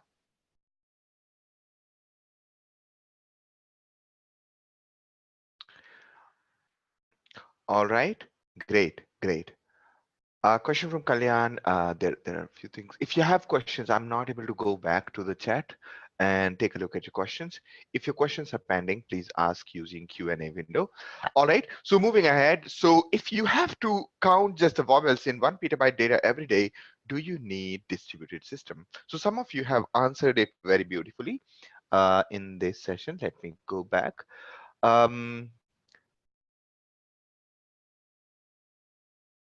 So point from Kalyan was that if 1 terabyte data is just taking 6 hours, you need 250 hours to just read 1 petabyte data in a day. Correct.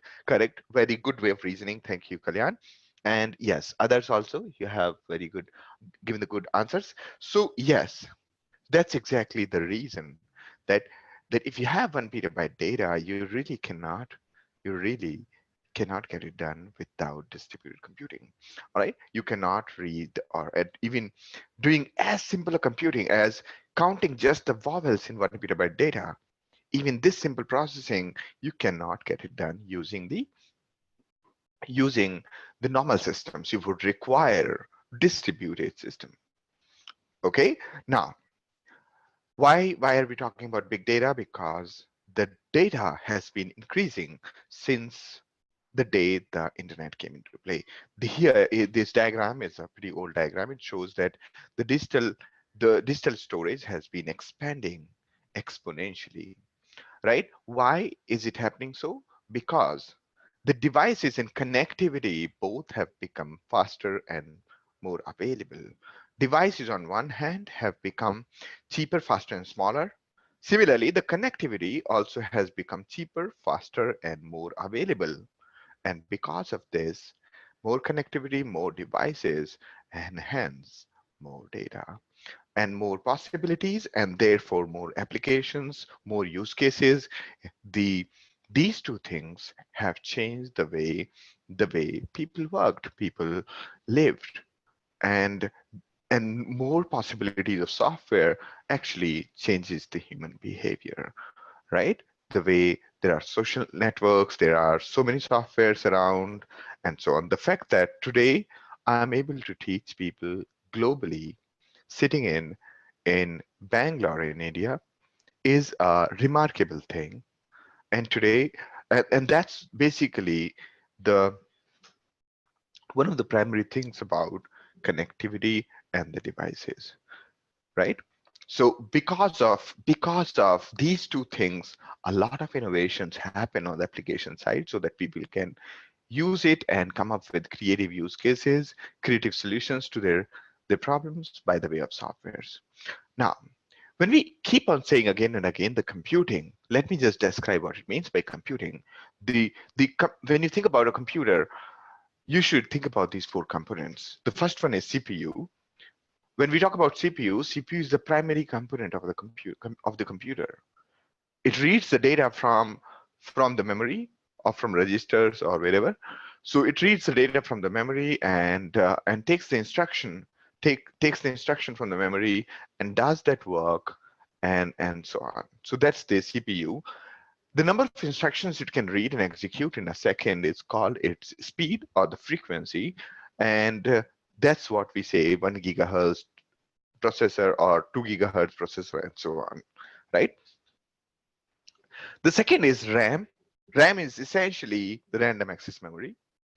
Random access memory remains active and keeps the data as long as the computer is on. As soon as the computer is restarted, the RAM goes off, right? The entire data is cleaned up in the RAM.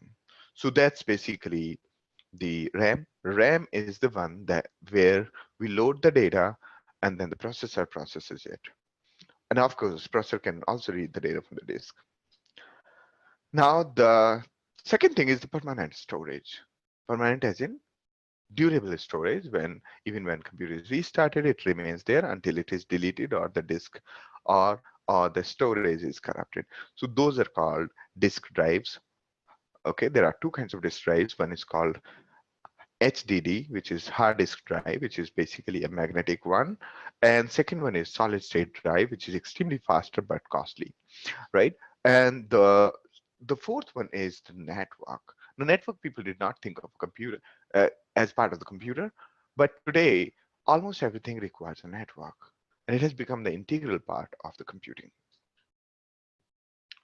And when we talk about computing, when we talk about distributed computing, why do we need distributed computing is when our problem is hard, when our data is big, one of these components, one of these four components are going to become a bottleneck.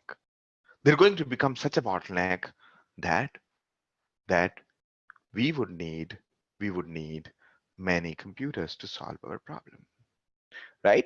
So that's basically the idea. Either the CPU will become the bottleneck or RAM will become the bottleneck. If your problem statement is complex like machine learning, the CPU might become the bottleneck. If your problem statement requires a lot of data to be processed, your RAM could become the bottleneck. If your data is in more than say 20 gigabytes, then your hard disk or solid state drive, the storage might become the bottleneck, right? If you put the data in a network, then your network might become the bottleneck. So when one of these becomes such a bottleneck that we cannot get over, in that case, we have to move to distributed computing, and that's where the big data starts. Now, question to all, that which components impact the speed of computing? CPU, memory size, memory read speed, disk size, network speed, or all of the above?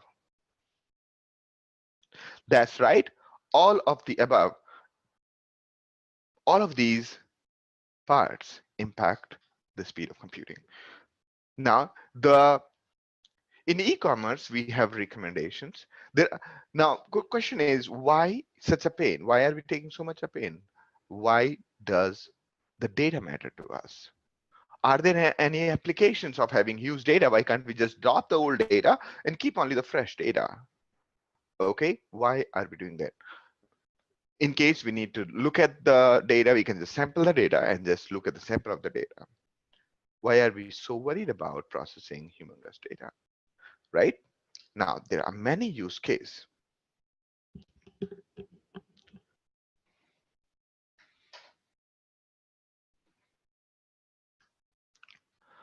A question from the area is that disk size will not have an effect on the speed of computing.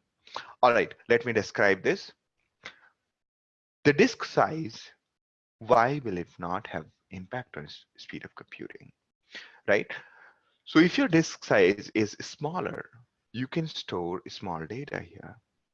If you have disk size of, let's say, small sizes, then you cannot store the data on this computer. You will end up storing the data in the network. And hence, in an indirect way, disk size will impact the speed of computing. All right. So yes, in an indirect way, the disk size is going to impact your speed of computing. Same is the case with network. Wonderful, wonderful. So there are many use cases of the big data. One is, the most common one is recommendations. Recommendations is one way whereby Amazon makes its more than 25% of revenue because of great recommendations, right? Netflix hosted $1 million prize for giving the recommendations for movies.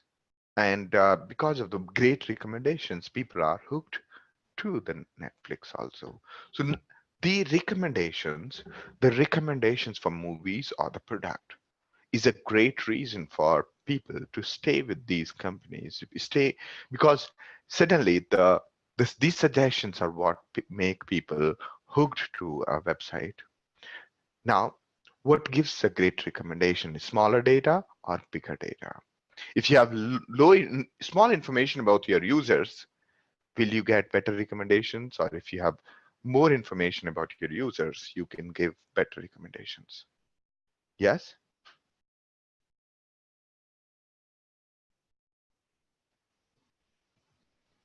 More information, right? If you have history of more users, you can give better recommendations, right? Why? Because if you know more human behavior, you can fit a new user into any of these behaviors, correct? And that's one of the reasons. Now, the way we do the recommendation is actually pretty straightforward. These are out-of-the-box algorithms such as Spark's MLlib. All you have to do is you have to frame your problem in terms of user ID, product ID, and the rating. And the MLlib will take that data and give you the recommendation in the form of, this user ID will like this movie this much. Okay, so that way. Now,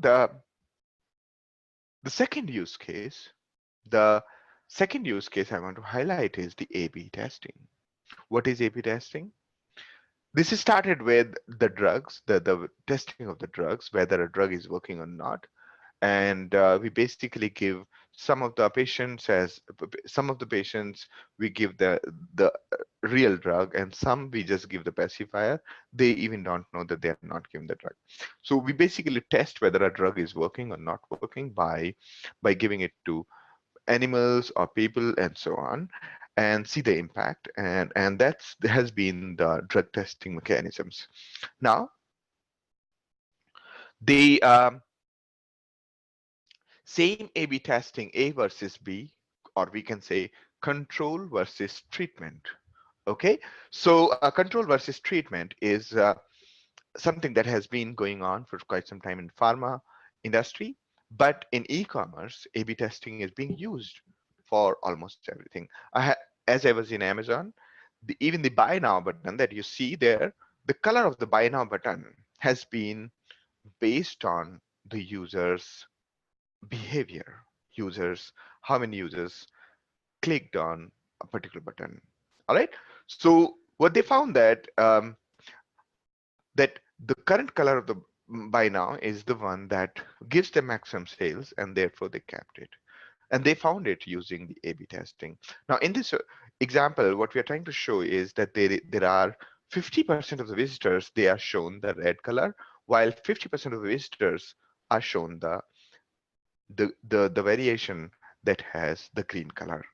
Now, one of the variations gave 23% of conversion, and other gave 11% of conversion, as in these many percent of the people bought it. Now, question to you is, which one you will keep, A or B? Yes? A, right?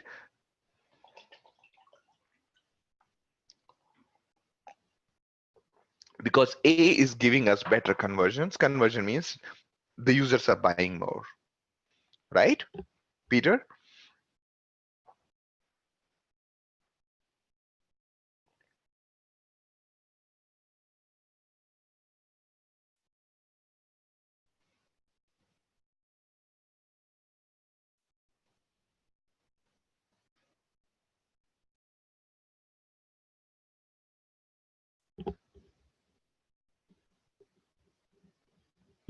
So the answer is A, because A is giving us better returns.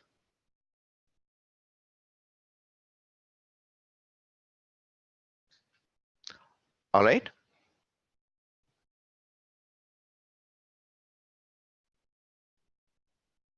A question from Alok is, so this particular feature is shown to sample of actual customers. Yes, yes. So that's a strange thing about, say, Amazon or any of these websites, that they actually experiment on the features with actual users. The only time we don't change the website is the time of Christmas. Other than that, at Amazon, we always change the website. Okay.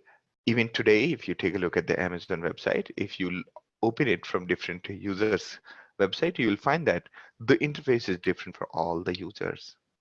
There are variations that are running. All right. So this is called A/B testing, and for A/B testing, you need when you have a huge number of users, you need a humongous platform to be able to tag each users with the experiments and see whether which one is doing the conversions. And for this kind of computing, you require distributed system. All right.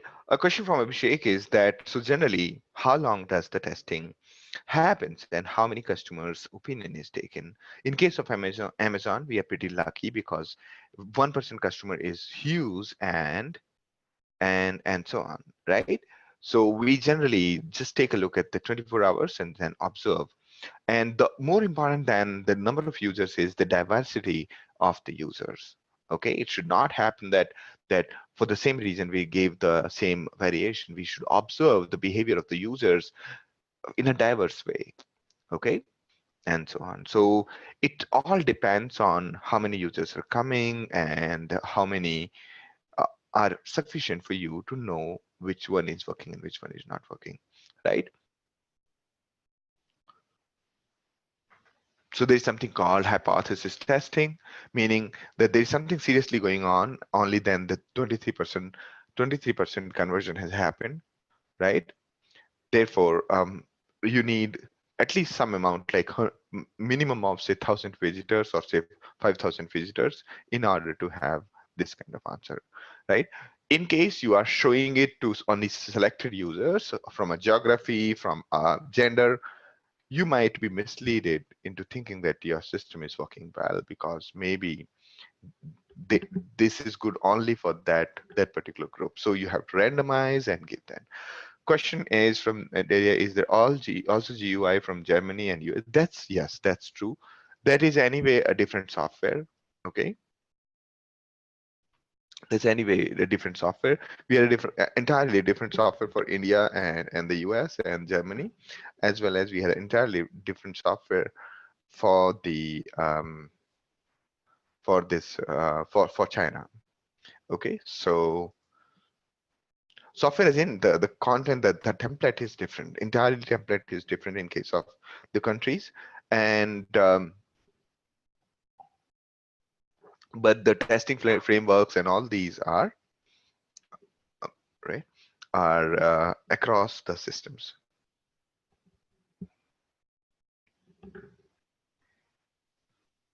All right, moving ahead. So now there are many other big data customers. Today, the governments are using the big data systems for fraud detection, cybersecurity, welfare, and justice. All right. And on the other hand, in case of telecom, all the information anyway is a big data. The customer churn prevention, network performance optimization, calling data record analysis, and analyzing network to predict failure. All of these basically are on humongous data.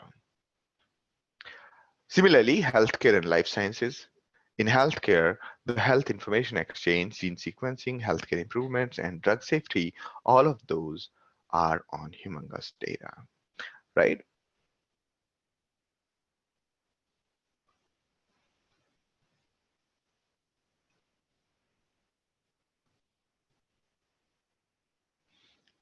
All right.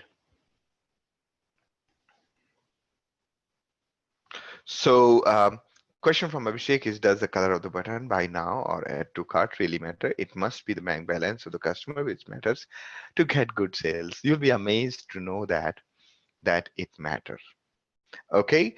You'll be amazed to know that if the website of if Amazon.com's website improves by 10 milliseconds, it opens 10 milliseconds faster, the sales improves, right? And you'll be amazed to know these facts when you look at the data, because let the data speak. We all are biased. We all have our opinions, but when you see the opinion of many people, when you see the data, then that opinion matters more. Okay, and that's one of the reasons why Amazon has been consistently able to improve, because they relied on data.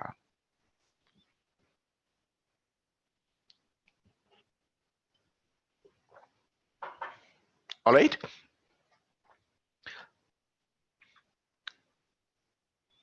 Now, there are many customers of big data. Today, I'm amazed at the fact that whether almost every vertical has gathered a lot of data. So far, they were using data warehousing and so on. But today, all of the data is actually unmanageable using the classic tools, right?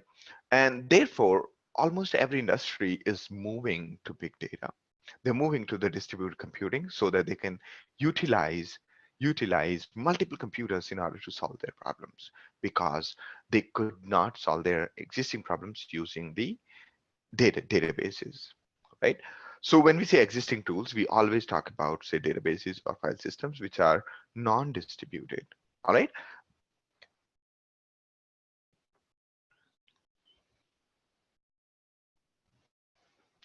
A question from Irfan is distributed system the only differentiator for big data with respect to traditional system? Yes, yes. And we want to keep it very, very clear about this discussion, this discourse, as well as in general, right? So the idea here is that we want to have a very clear definition of what we are going to talk about instead of keeping it very fuzzy definition. If you take a look at the Wikipedia, the definition of big data is essentially includes everything, right? And that's confusing. So we want to keep it crystal clear, and therefore, in this course, every component that is covered is about distributed computing. All right, great. Now, there are many ways to solve your distributed computing problems, not only Hadoop or Spark. You can use the systems like Cassandra, MongoDB, or there are many other services from Google, Google Compute Engine, or AWS, or Azure for that matter. Okay. And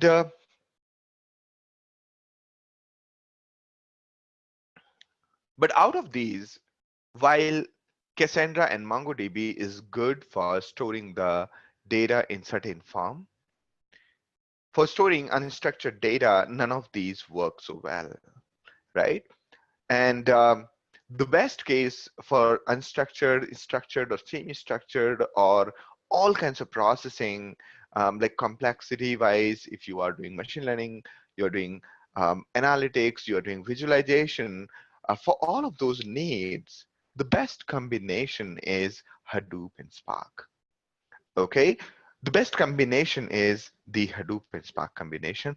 Therefore, any organization who is serious about huge data, they generally have Hadoop and Spark combination. All right. The other reason for Hadoop and Spark is that the uploading data at AWS and the Google Compute Client, Google Compute Engine (GCP) is not always possible for multiple reasons. Sometimes you have the confidential data, sometimes your data is huge, so you can't really upload, and therefore you end up having your own Hadoop and Spark cluster. Anybody who is doing the huge data processing is generally having their own local Hadoop and Spark cluster.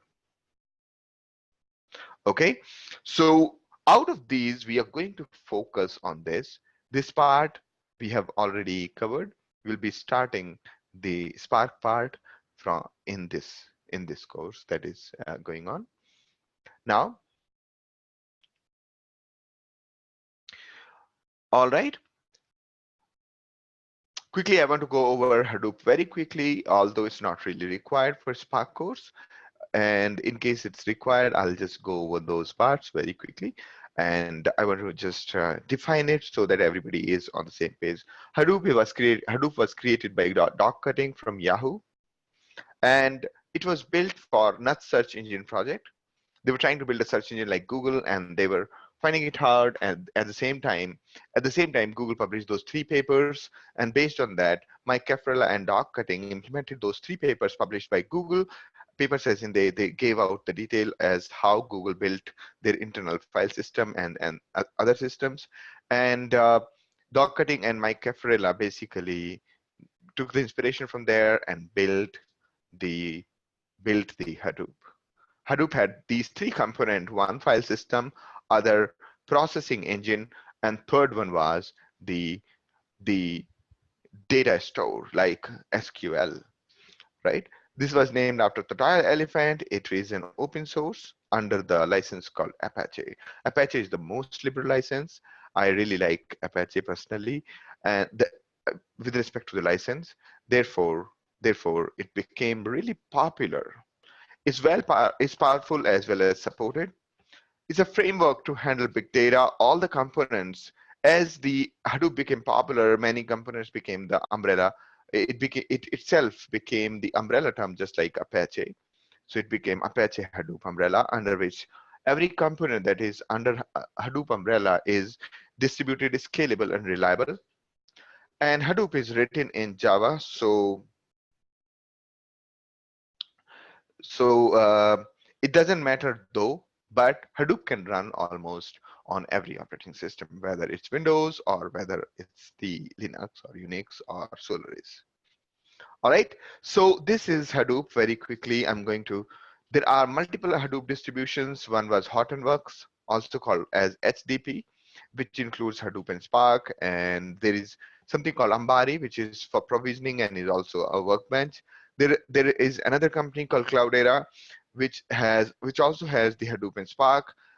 Basically, when you are using the distributions, you will either go for HDP or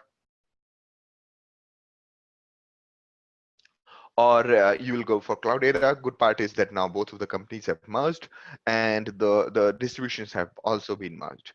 All right. Then there's a third company called Mapreduce, MapR, which basically provides the consulting around Hadoop, and they also have a distribution. Question from Rahul is that what is the search engine project? Nutch. It was NUTCH. They were trying to do a personal project on building a search engine.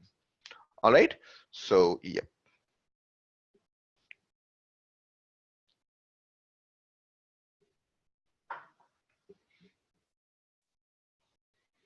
Question from Arun is, after finishing this course with certification exam, we could apply. CCA 175 is the ideal one, but there are multiple that it suffices for. All right. So these are the various distributions for Hadoop, and Hadoop hosting in the cloud is available on Azure. There is something called SD Insight, and there is extension from .NET. On AWS also, there is a custom version. And on Amazon Elastic MapReduce, there is another way of doing it, and so on, right? And Google also provides a way to do the Hadoop on the cloud. All right. Now, the various components. Okay, this is done. All right. A question from Abhishek. Abhishek is that, is there a search functionality in Hadoop, as in just like you have in Lucene or any text search? The quick answer is no. Okay. This one is also answered. Question from Rahul is, are you going to share this presentation? Yes. From Irfan is that, how will you categorize columnar DB? Columnar DB is basically HBase. I'm going to talk about it now. Question from Ziz Young is that, can you give some comments on fractional factorial experiments, use case, and value in practice? I'd like to understand how to your context of the question, and maybe if you can drop me an email, I'll take a look at it. All right. Now moving ahead, so I'll just go over this ecosystem of Hadoop very quickly. Okay. A question before that is related to CCA 175. Can I answer this question over the email, or drop us an email message on the forum? There is a very popular forum that we have. So come over to the forum, and I'd love to answer the question there. All right, great. And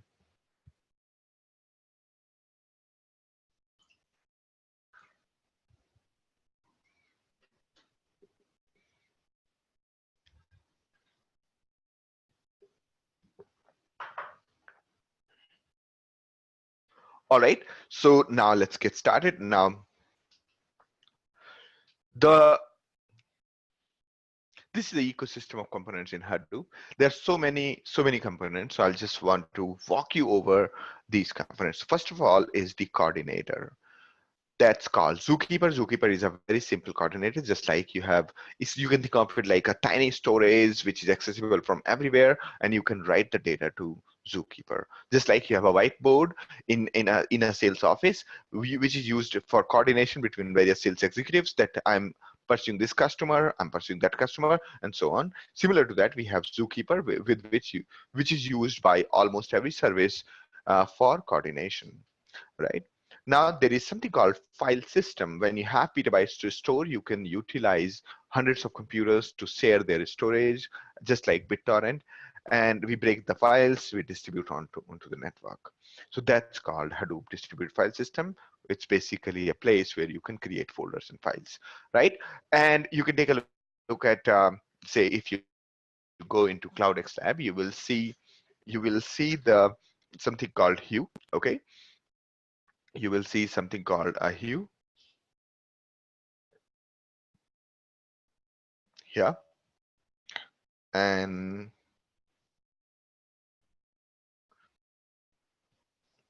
okay.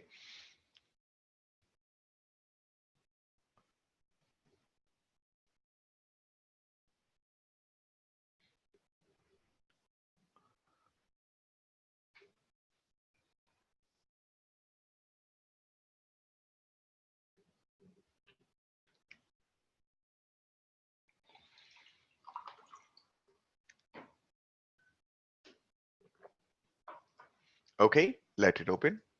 My network is a little choked, so it is taking a bit of time. All right, now moving ahead, and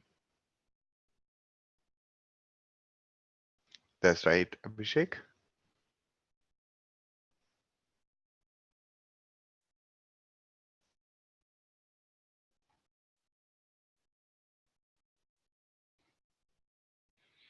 All right, so this is essentially the Hue, okay?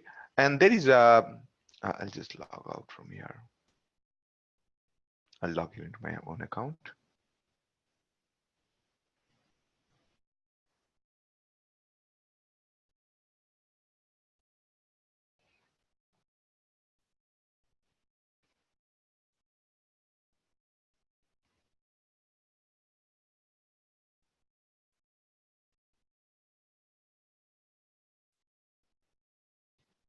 All right, what is Hue? Hue is basically a component using which you can interact with every component of Hadoop, whether Hive, whether all these components that we're talking, you can interact with any of them using Hadoop.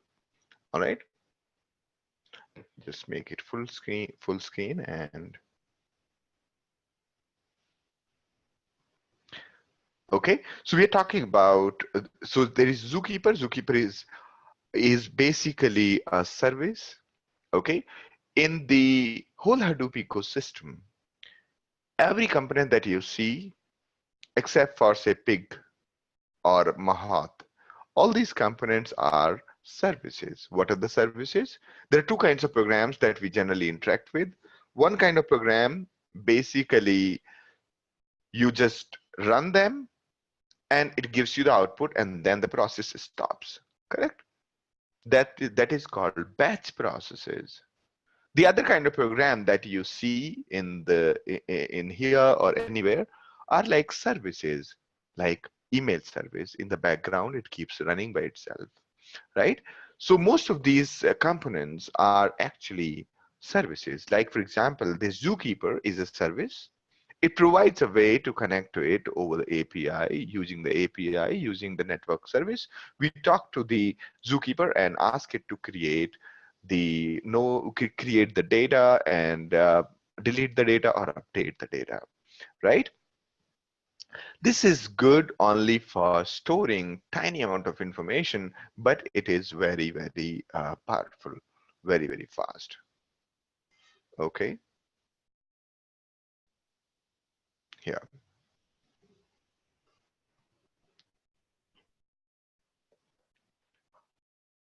So they are basically services, and they're essentially the independent programs that they keep on running on various machines. Okay.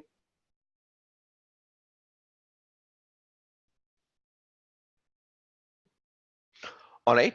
Now, I hope that answers your question, Narsima. The way they interact is by the way of APIs. Now, the HDFS also is basically a service. You can talk to it similar to this way that this guy is talking to Hugh. Okay.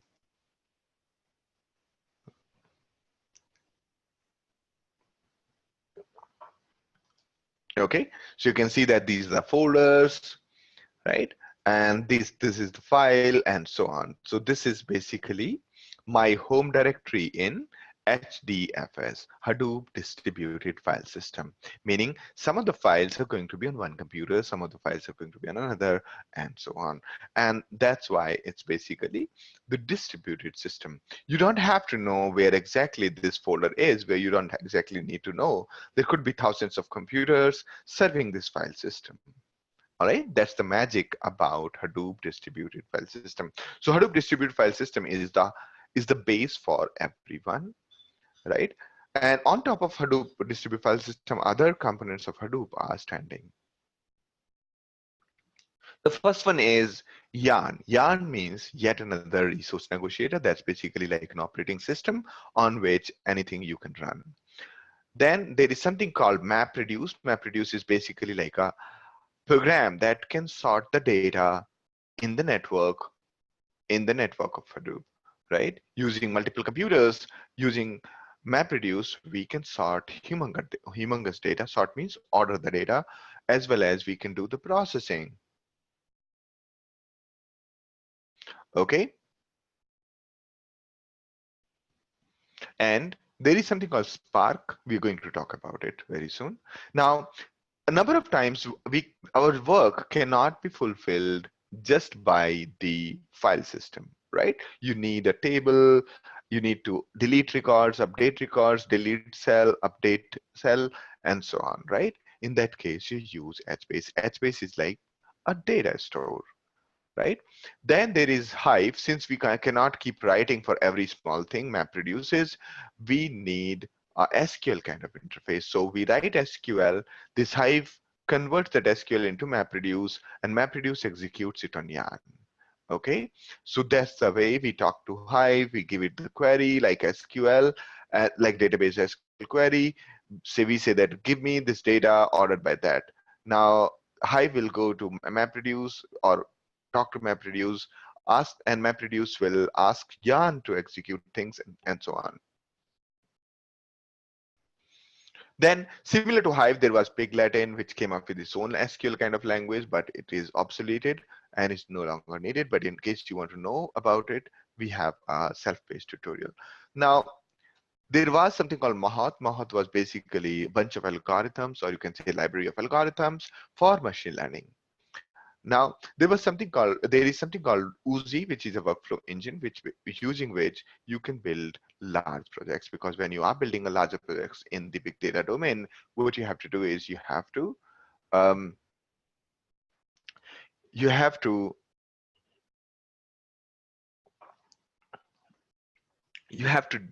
basically have multiple processes to get your work done. All right, Flume and Scoop are for pulling the data into the HDFS or HBase or Hive. These tools are used for that. Okay, now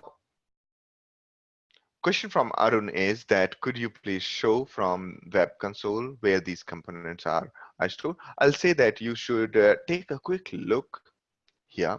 Okay, should take a look at here. There is something called Ambari. When you click on Ambari, this is what opens.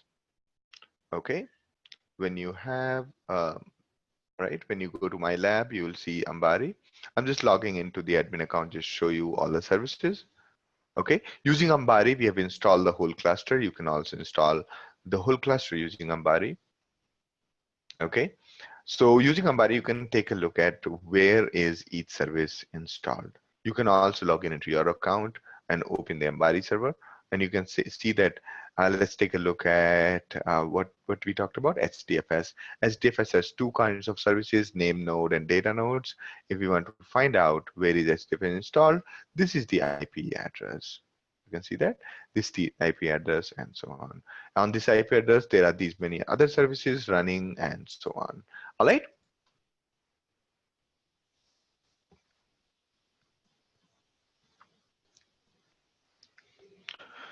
Question from question from Alok is that where are ETL tools located? So ETL is done using MapReduce. ETL is also done with Hive. ETL is also done with tools like Spark and so on. Okay.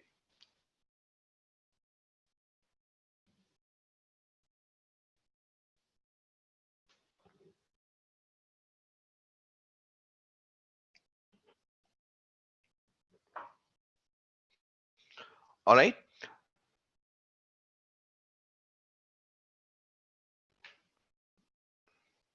A question from Alok is that coordination Zookeeper means how the low-level tasks are to be scheduled one by one, one by one.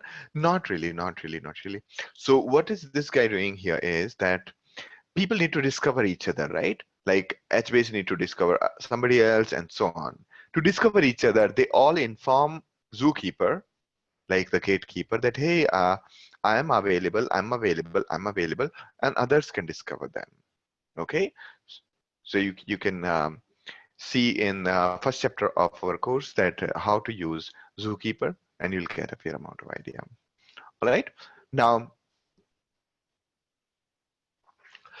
good, great question. So moving ahead, so a question is, where is the Uzi used? Uzi is basically a workflow engine. What is workflow engine? When you have a larger project, you will have to interact with many components of Hadoop. Many processes need to be started, and you need to wait for other processes to finish.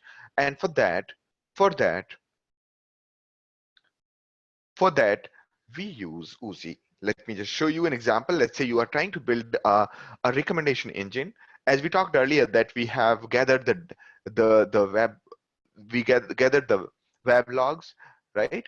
The web logs, and using Flume, we can pull these text files from using Flume into the HDFS. From web servers, we'll gather all the data into the HDFS, which is the Hadoop distributed file system, and then from the HDFS, using Spark, Hive, and Tick, those are the ETL tools, we can convert the raw data into some sensible form. Okay, once we have some sensible form, we can use the tools like Spark MLlib to give the recommendations, and those recommendations are saved in HDFS, and from there, using a scoop, we can push the data into our web server's database, right? And then web server can take those recommendations and show the users that, hey, you might also like to buy these products. Okay.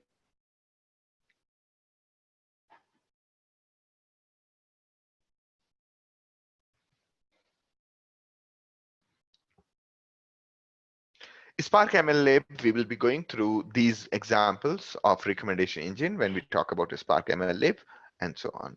Okay. So Uzi will be used for scheduling the whole workflow, that first run Flume, then run Spark, then Spark MLlib, then run Scoop, and then and so on. And using that, we can build the entire workflow using Uzi. All right. So we can run this workflow daily using the Uzi workflow. Okay. We can run this daily using Uzi workflow.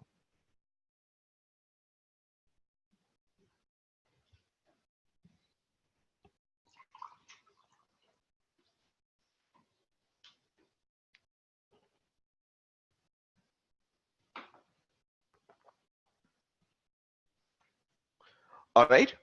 There are a few questions before we jump into Spark. So Spark is basically where in the whole ecosystem. Spark is here. Okay. Spark it runs on top of Yarn, and it is used for doing the processing. That's what we're going to talk about here. All right. Uzi is in a nutshell a scheduler as well as a, yes, you can say Uzi is a scheduler, correct. Thank you, Shrishti. All right, let me answer your questions from the Q&A window. I may not be able to answer questions from chat window. If you have questions, please ask using Q&A. That becomes easier. Question is, if we are using ETL tools like Informatica, can we somehow integrate the existing tools to work with Hadoop? I think so. Last time I was meeting Informatica guys, they were actually working on making their ETL tool work on the big data on top of Hadoop. Question from Abhishek is ETL stands for extraction, transformation, and loading. We know like Hive has that functionality.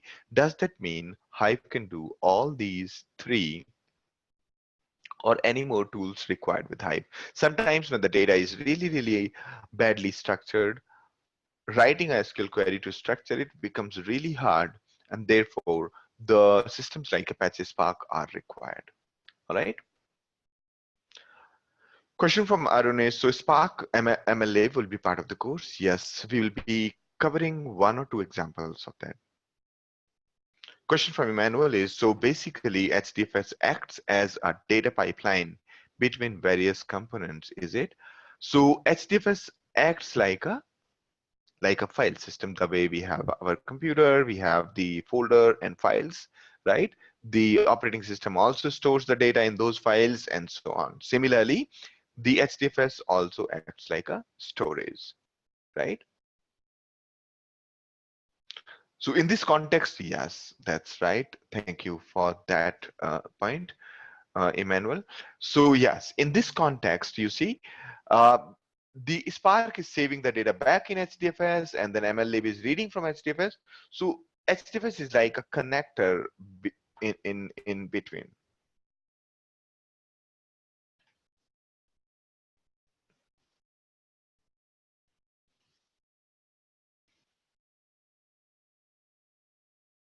All right.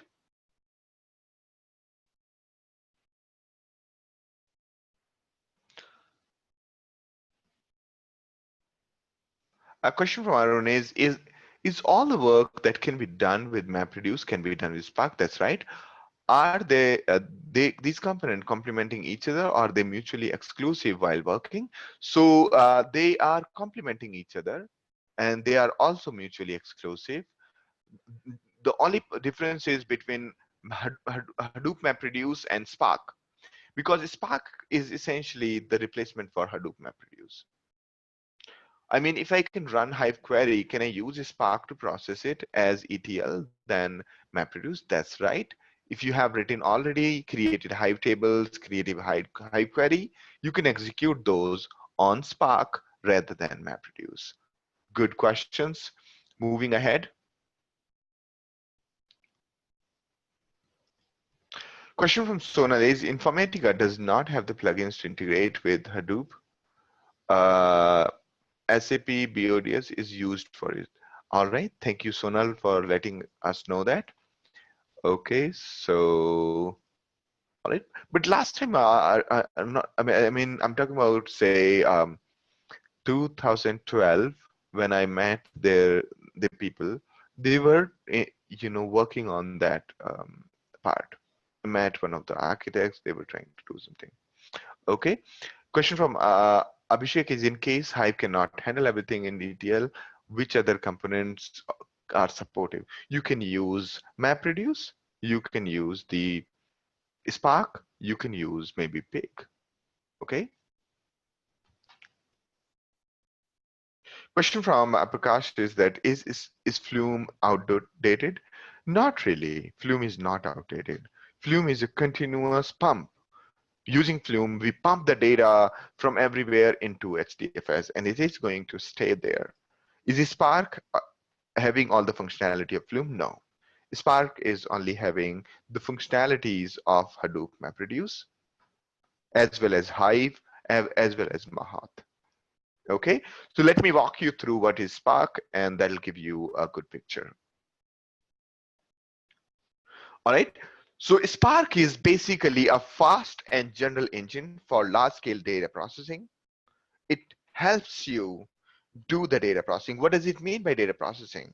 Meaning we can give it our program and it can run it, or it can provide us it provides us the mechanism to write programs. Okay.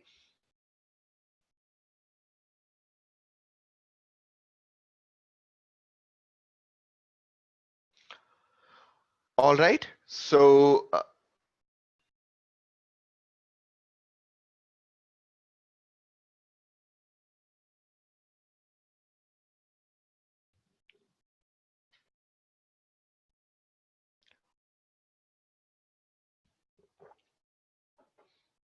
So let me walk you through this and I'll answer your questions.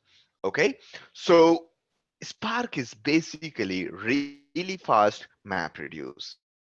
Okay, it's 100 times faster than the usual MapReduce when we are using entire memory, and it's 10 times faster when we are using the disk. It builds on the same paradigm like MapReduce, and it is very well integrated with Hadoop. Okay, let me walk you through the ecosystem of Spark very quickly, and then we will have more meaningful discussion. All right, so Spark is essentially the replacement for MapReduce, and Spark is designed to do all kinds of processing really easily. Okay, and I can see my, I had done MapReduce programming earlier, and it was really hectic. Thanks to MapReduce guys that we had something called MapReduce streaming, where we could code using Python and we could get things done quickly. That was the only savior in case of MapReduce, because MapReduce was little, you had to do a lot of coding. Similarly, MapReduce was also slower, while Spark is far more faster. Spark's design is comparatively more modern, comparatively more with the thought that we can utilize memory and so on. Otherwise, we don't utilize memory in case of MapReduce at all. We try to keep the memory footprint as low as possible. So Spark is an amazing, the software. If I really find Spark to be extremely comfortable when we work with it. I'm going to probably show you very quickly. And Spark can run Spark when we ask Spark to execute program, or let's say we created a program which basically utilizes Spark. It can run on top of Hadoop. It can run on top of Amazon EC2. It can run on top of standalone, as in case you don't have a existing cluster running, you can Spark can create its own cluster, right? So what does it require to get things working on multiple computers? You need a service running everywhere which can act like an operating system. That kind of distributed operating system is generally called a resource manager. So Spark core can run on many kind of resource managers such as Hadoop, Yarn, Mesos, EC2, and standalone. In case there is no resource manager, Spark comes with its own resource manager, using which you can install Spark on all the computers in the network, and then run your programs on many computers simultaneously, right? So Spark can talk to all kinds of file systems. It can talk to Hdfs, HBase, Hive, and Cassandra, and MongoDB, and Tachyon, and so on. So basically, Spark can talk to all kinds of file system, read and write from everywhere. Spark provides those libraries. Now, Spark core provides very basic array. Very basic array. What is an array? Array is a list of elements. So Spark core provides a very basic array which is divided on multiple thousands of computers. And when you write any program on that array, that program basically is divided on multiple computers. So that array is not sufficient for getting to the complex work, right? So what Spark guys did was they wrote really sophisticated libraries so that you can process the data parallelly on multiple computers. And what are those libraries? One of them is data frames. Data frame is nothing but making everything possible just using SQL or R-like syntax. So that's basically a marvelous thing. Using data frame, you can manipulate all kinds of data from all kinds of sources and combine that. The second one is the streaming, the Spark streaming. When you have to process the data which is coming at a faster pace, you can use Spark streaming. Then there's something called MLlib. MLlib is a great bundle of machine learning algorithm. It's really wonderful library for machine learning, whatever predictions you want to do recommendations, you want to do all kinds of supervised learning, unsupervised learning, and so on. Everything is available in that MLlib. MLlib also provide you the machine learning pipelining systems, which makes it possible to do larger machine learning projects. So Spark has this wonderful MLlib, and it has one great project, great library called GraphX. GraphX basically has the processing abilities to process the graphs. Okay?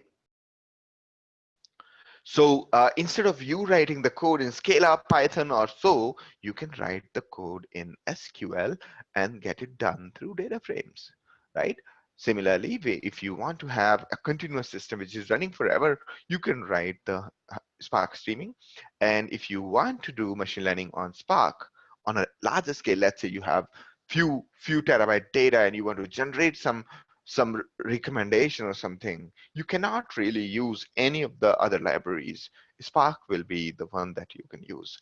We have used Mahat for the same thing at InMobi long back, but today everybody has moved to MLlib. Now, the GraphX is a library which has the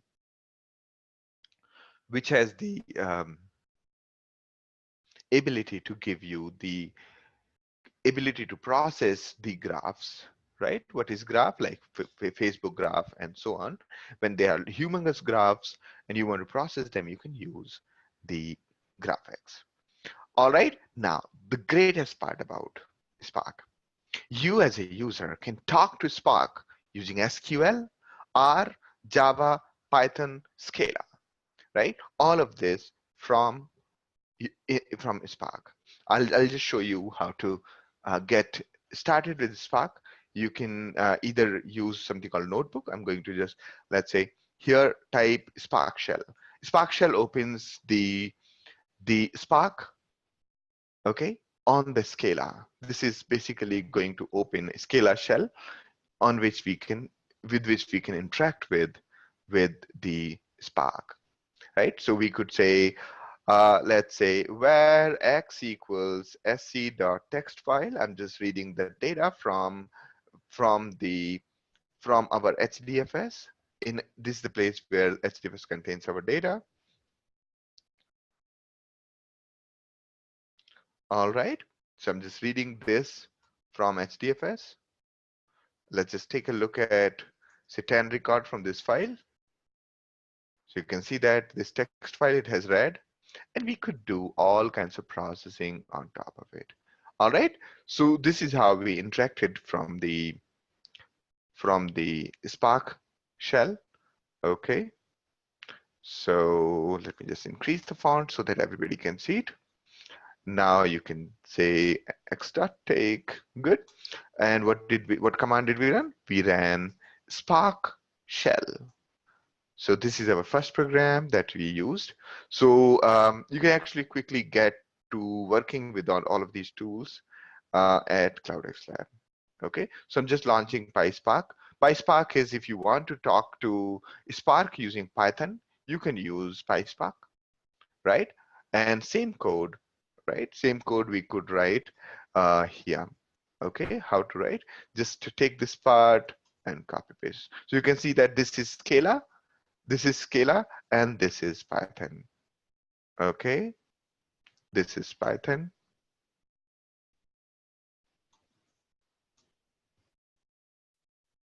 You see that? This is Python. Great. So you can see that Scala and Python are not too different and so on. All right. So don't get scared. It is don't get scared, and I don't want to. Those who are not from programming background, don't get scared. It's actually simple. The Python prompt, as well as earlier it was Scala prompt. Okay, in which you get extra variable called sc. You get extra variable called sc. All right. So most of the course will be covering Spark 2, and we'll be mostly focusing on the Spark 2. All right.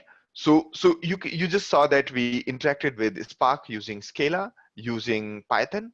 Similarly, we can also talk to Spark using Java, R, or SQL. Okay.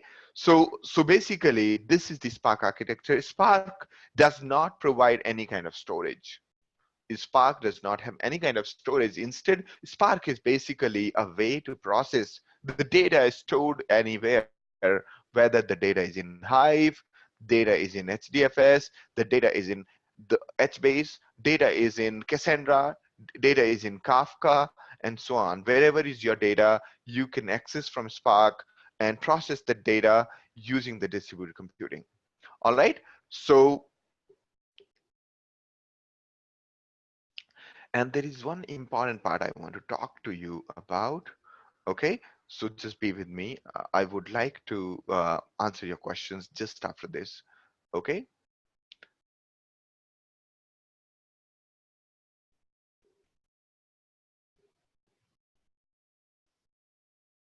All right.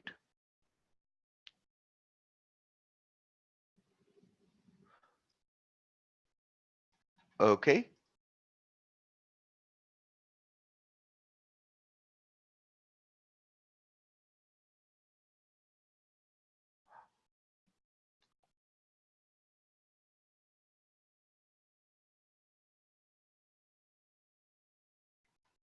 Just be with me, and I would like to walk you through this wonderful example.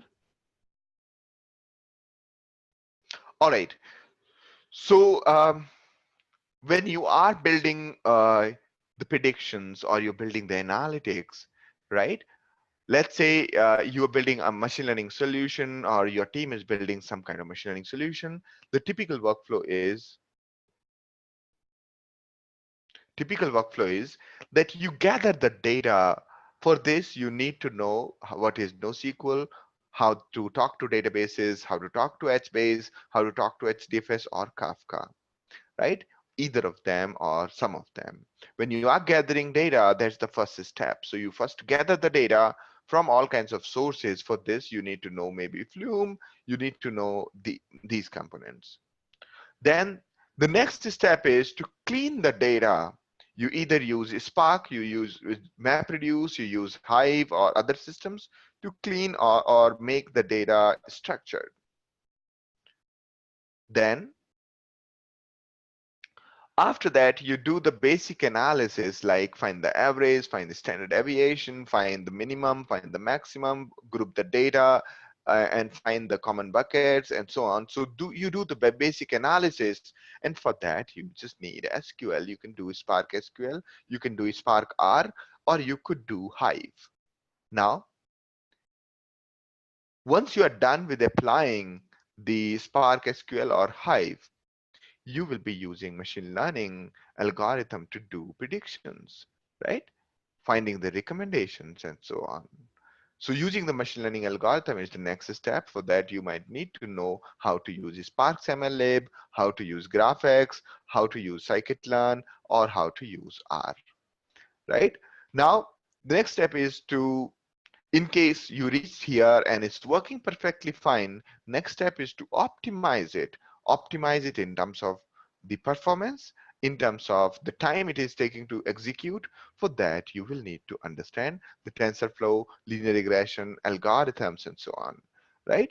And once you're done with this, you will be moving it to the production, right? These recommendations can be shown on mobile app. These recommendations could be shown on the web app. These recommendations could be pushed to any other data store. For this to happen, you need to know how to expose REST API so that mobile apps can talk to your service. And you should need to know how to build an Android app. You also need to know how to do DevOps.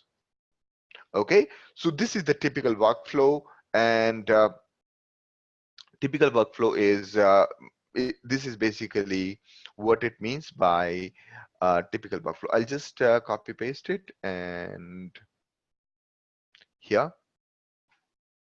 Okay, paste. Where is the paste? Okay, paste, and I'll just say link slides. All right. So this is what happens in a typical project. Okay. So the next this course, the next session is going to be on next Sunday. next Sunday. The next Saturday, we are going to have an extra class for the previous batch, which was going on. In case any of you wants to join the next, the on next Saturday, feel free to let us know. All right. So that's how it is going to go. Now, there are a couple of questions that I would like to answer. Also, I like to just give you link to this. Okay, so this is a link to the course, or if you are just trying to take this particular course, you can just take a look at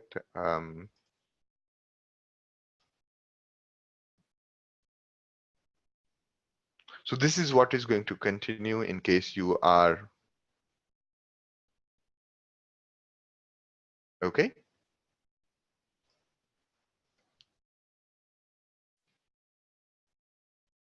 All right, is this the slide you're talking about, Abhishek?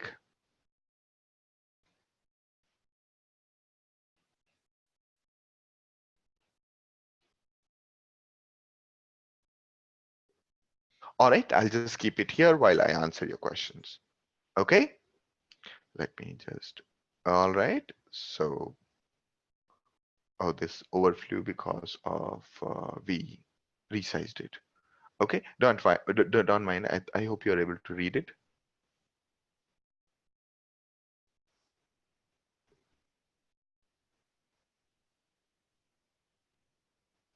All right, how do I?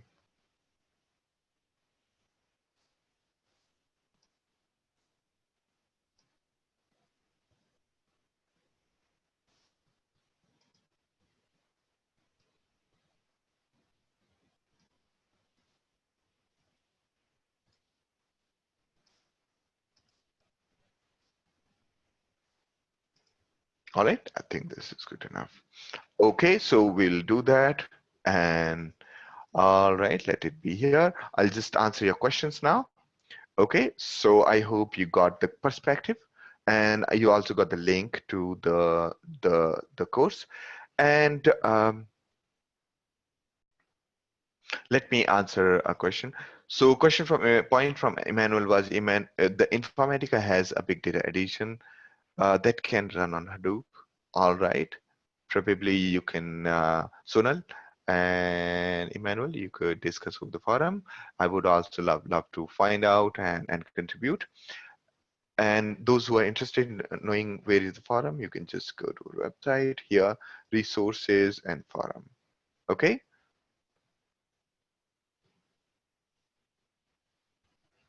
All right. So a question from Arun is that I understand that web server logs are written to the access logs. That's right. Where are the video streaming files and etc. are stored? Those are also stored in HDFS. Okay, like web server logs are kept in the HDFS. Similarly, the files, video files are also kept in HDFS. Okay. Question from Daria is that so we may see the components listed as the services or engine that has special function. Is that right? So we may see the components listed as the services or engines that has special functions. Yes, yes. So we may see the components listed as the service engines that have a special function. I would love to understand a little bit more. Let me just join your two chat messages together.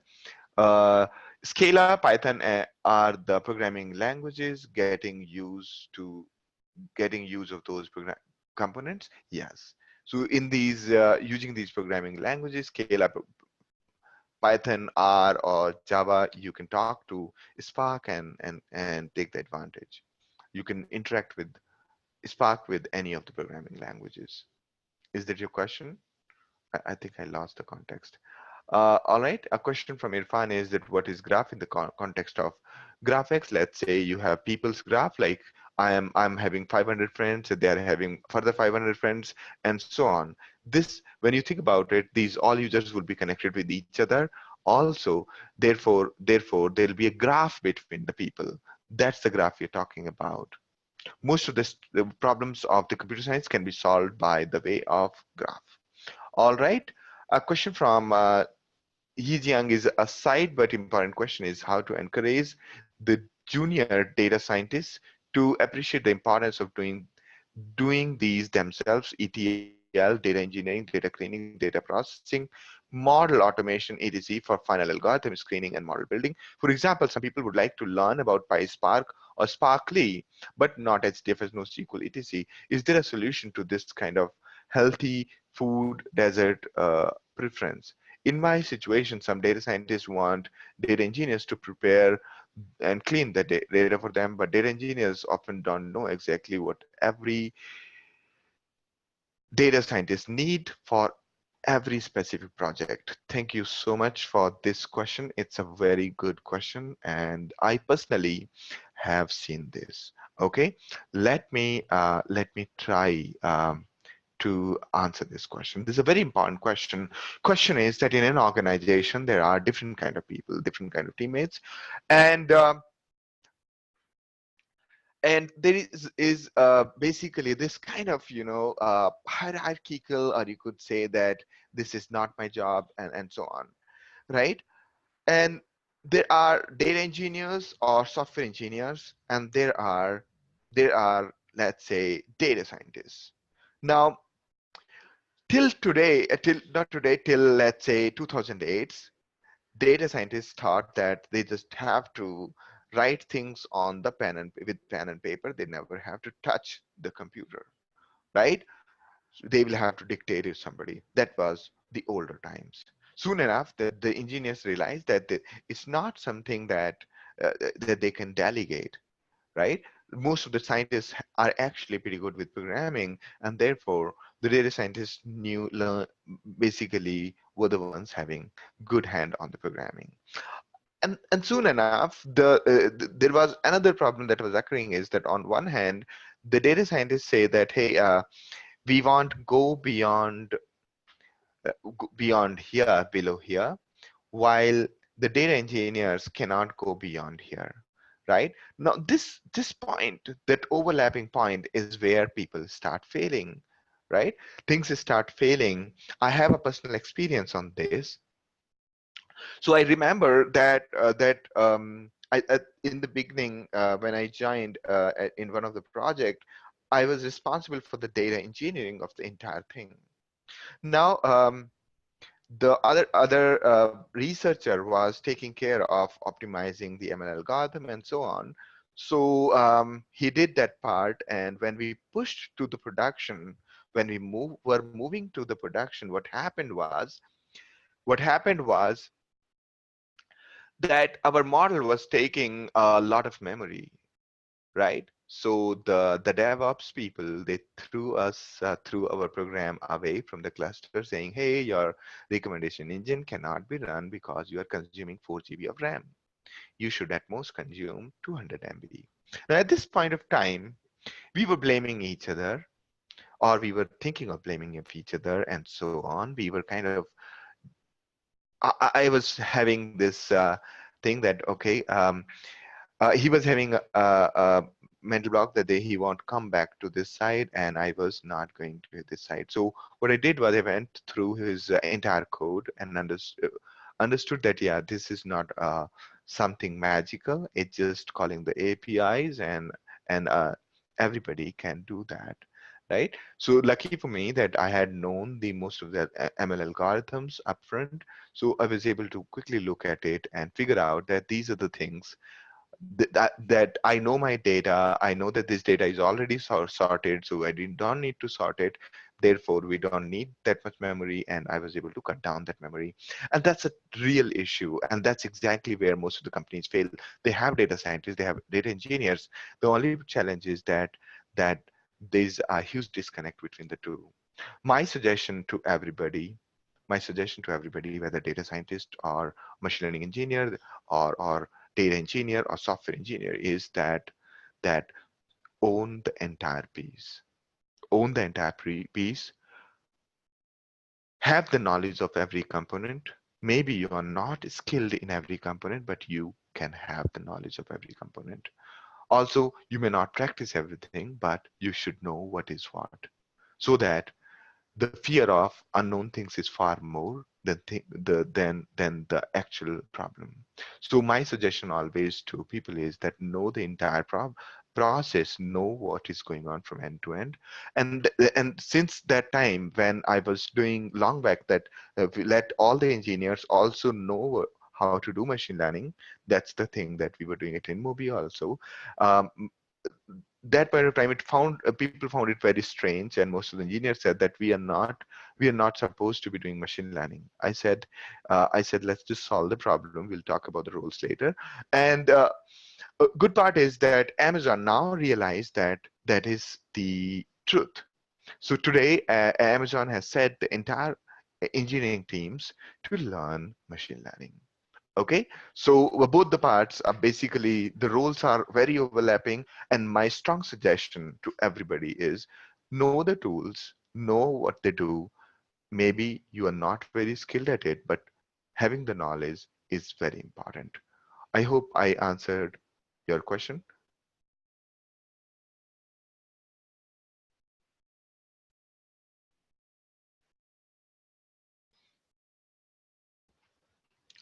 All right, so ouch, we are 5 minutes delayed. I'll just answer everything quickly, your questions. So that's pretty much with respect to the session. I'm just answering the questions. Those who want to hang around, they can hang around. Or if you have a hard stop, we'll be anyway.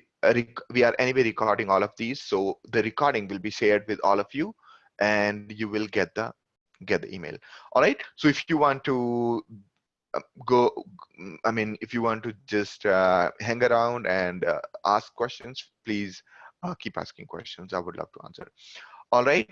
A question from Arun is that when you write program in Scala in the last example, which library did it read below it to talk to Spark code? So Spark provides it's basically library in Scala. That library makes it possible to read from Scala Spark. Okay, so in Scala prompt, so when we say Spark shell, what it did was it launched Scala shell, okay, along with one extra variable called SC, Spark context. This variable, when we talk to this variable, is actually underneath talking to the Spark. All right, that's what was going on. I'll go into more and more details in the next sessions, and we will learn how to talk to Spark in more details. Okay, and solve problems at a larger scale. All right. Okay. Uh, so the first session is generally free. For rest of the sessions, you will have to enroll in the course. The course link I've sent to all of you. Let me answer another question. Question is from Nancy. Is the underlying data structure the same in Scala as in Python? Yes, that's right. Like when you read the text file example into X, that's correct. So the underlying data structure is same in Scala and Python. Wonderful. So a question from Narsima is that I want to join in the next session. Please enroll on the website. You will get the link. Okay.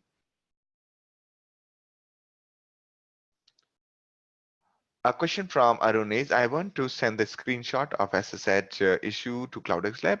Reach us at CloudX Lab is what I'm going to look at. All right. When you did Spark Shell, what was the standalone resource manager it was using? It was basically using a local resource manager that point of time, but you can just change it by using Spark Shell dash dash Spark Shell space Spark Shell space dash dash master space yarn. That way it'll talk to Hadoop and it'll use the Hadoop's yarn as the resource manager. Data frame examples in Spark. Question is data frame examples in Spark. All right, so let's say you have some file in which there's data in the comma separated values, and you want to just filter the data where a particular column is greater than a particular value. Instead of writing code, you can just write SQL kind of language using data frames. You will first convert your data into the data frame, and on that data frame, you can execute SQL-like queries, and that's how the data frames work. We'll have a dedicated detailed chapter on data frames. We will do hands-on on the data frames, and we'll focus more on data frame. In this particular course, I'm going to increase the dose of data frames and Spark SQL as compared to the core Spark. All right. So these courses keep on changing based on how the industry is moving, and I see that the industry moving towards more and more data frames. Therefore, I'll have to increase the dose, right? Increase that duration for that. All right. Now moving ahead. So a question from Narsima is, please send the next webinar link. Sure, we'll send the next webinar links to all the users who have enrolled. All right. So a question from Abhishek is that, is data mining a part of data science, or can it be handled by big data process? So data mining is like a science that the same techniques are used as part of machine learning as well as data sciences and as well as big data processing. All right. A question from Nancy is, can you please provide a list of dates for which each topic of the course so I can schedule appropriately? My thing is that it is going to happen on every Saturday, Sunday at the same time.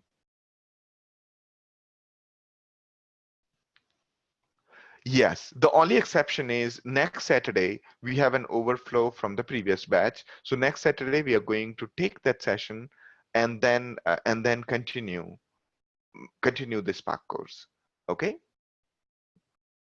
If you want to come over to that session, please, you're most welcome, because there we're going to discuss the Scoop, Flume, and Uzi. Those are going to be useful for any data engineer anyway. So yes. All right. So rest of the sessions are going to be on Saturday, Sunday. It's going to be 3 hours from 8 p.m. to 11 p.m. IST. I'm talking about 8 p.m. IST to 11 p.m. IST on Saturday and Sunday, right? Debashish was able to answer your question with respect to that. Question is, I am 2018 pass out. I am in confusion to take data science or machine learning. All right, you are 2018 pass out. Okay, last year pass out, and you're in. So as you can see here that invariably you will end up doing entire thing. Okay, whether you take this part first, you take this part first, both are basically A plus B. Okay, both are A plus B. It's up to you whether you want to go for big data engineering or you want to go for machine learning. I would suggest that since you are a recent pass out, you can focus on learning good programming, learning SQL, as well as learning machine learning, because most of the data engineering roles require people to be at least 5-6 years of experience in the data handling part. Okay. I mean, not that there are no roles for big data engineers for freshers. There are many roles today for freshers as well as experienced people in the data engineering role. And okay, so you can try either of them. It's A plus B. This is data engineering part, and this is the machine learning part. All right. So question from Alok is it same as standalone? No, it is not same as standalone. Right now, if you do Spark dash shell, by default, it launches the local Spark shell, local resource manager. That one we have not listed in that diagram. So Spark also has something called local, meaning that is like a dummy launched only on that machine. Okay. So a question from Abhishek is, and tools the same?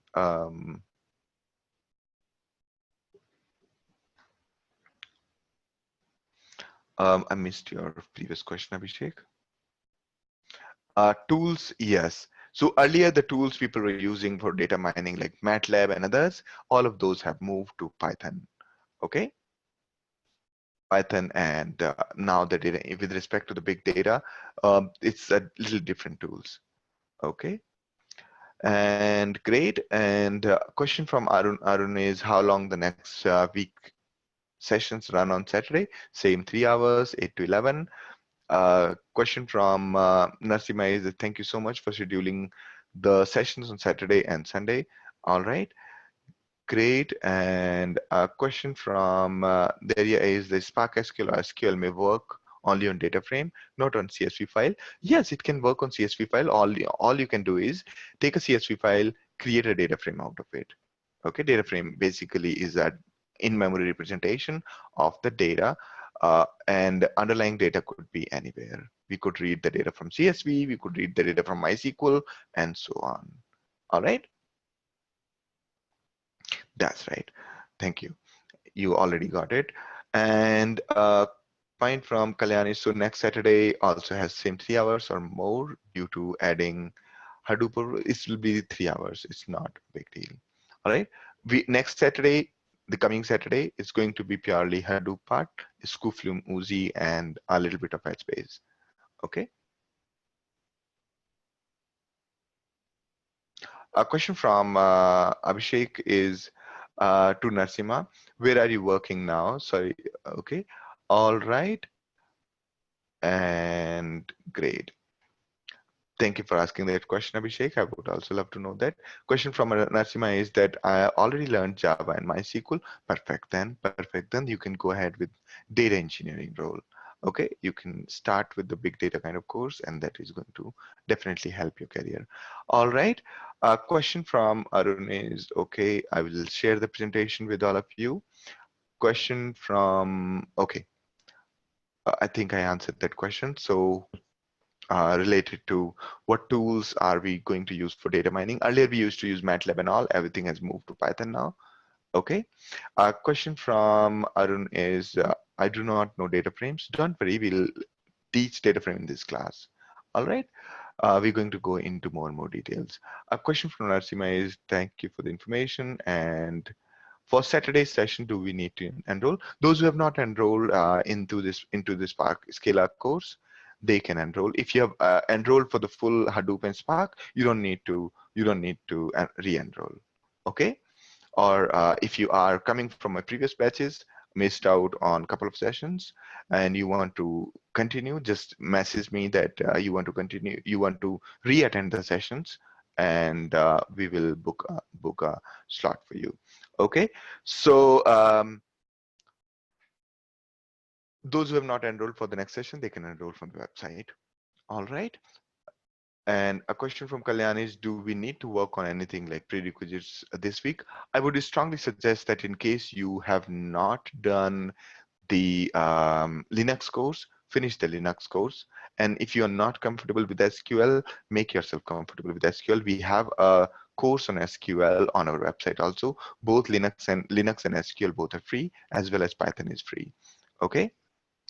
A question from Narsima is, Abhishek, please call me on this number. All right. This is regarding what, Narsima?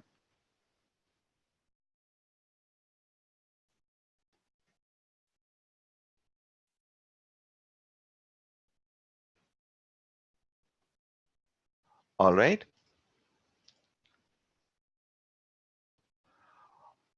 All right. So my suggestion is, okay, let me put it this way, Narsima and Abhishek, both of you, let me make it, let me open the discussion a bit. So Spark components are for mostly processing, right? And a number of users are more interested in processing because rest of the things they can handle quickly. Correct?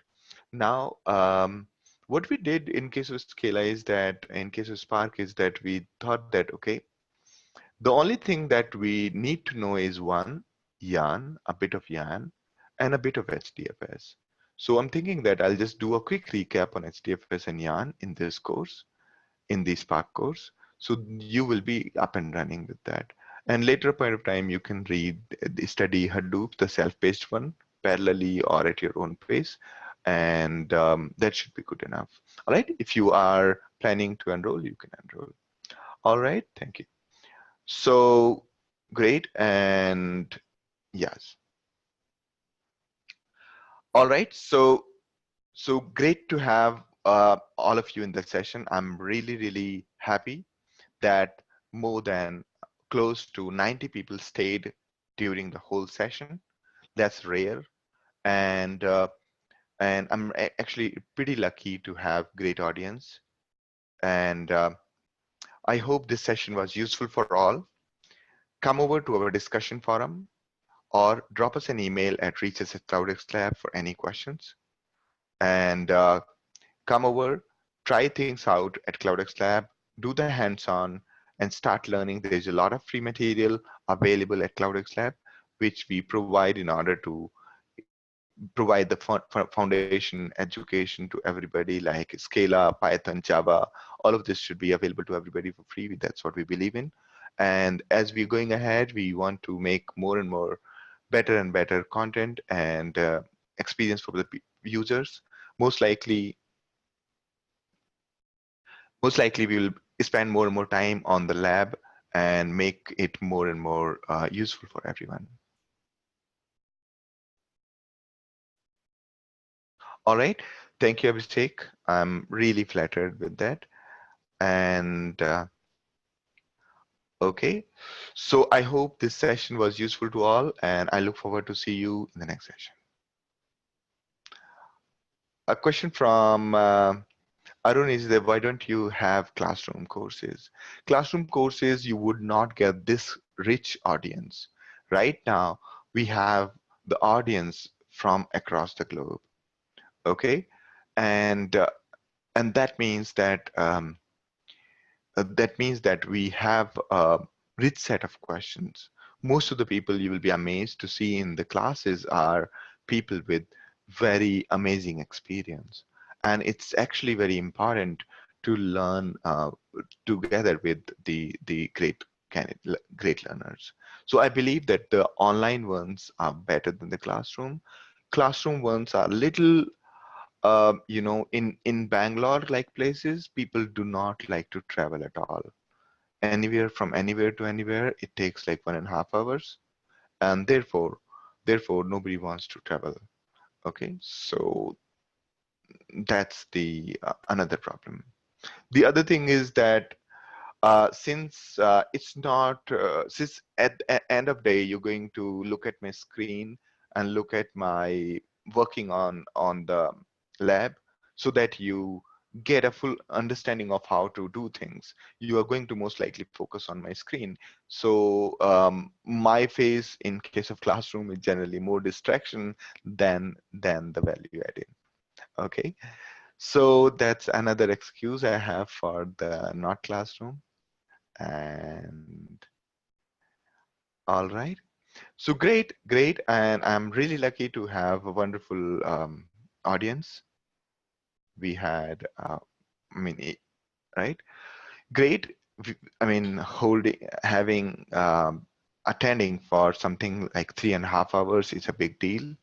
And I can still see that there are 44 participants in the session. So great, I'm really happy to have all of you in the session. I look forward to see you. Stay active on the forum, on the CloudX Lab, and that way your career would improve, and stay connected. All right, any contact details of mine, just drop me an email at Reaches. I see every email that is coming in. Uh, okay, from this weekend, this Monday onwards, I'm going to look at every email. All right, or do send me a LinkedIn request in case you want to connect. Probably this is my, where is the LinkedIn request? I think this is my LinkedIn profile. Do drop a message that, hey, you attended the session, because I get just too many LinkedIn requests. Okay. So yes. All right. Great. I look forward to see you in the next sessions. Please feel free to get in touch with us, and feel free to write feedback on probably on a public forum. And I'm open for scrutiny. I'm open for all kinds of questions. If anybody has questions, I would love to answer those. Wonderful. So great. And I look forward to see you all, and stay connected. Great. Wonderful. Bye-bye. Have a good day. I'm going to hang up now. Thank you, everyone. Bye-bye. Have a good day. Thank you, Abhishek, Ajit, Alex, Amrit Raj, Amritpal, Amy, Anjana, Arun, Avinash, Aisha, Igdem, and Devendra, Dheeraj, Don. All right. Ray, Pratima, Renuka, Sagar, Shivani, Sunny, Thiosa, Venu, and Vic. All right. All right. I see. Okay. So yes, I know, Arun. You are part of the course. Good. Good. I did not realize it now. All right. Wonderful. So great. All right. And yes. Bye bye. Have a good day. So do drop me a message if you are sending a LinkedIn request. Do drop me a message that hey, we just attended the session. Bye bye. Have a good day.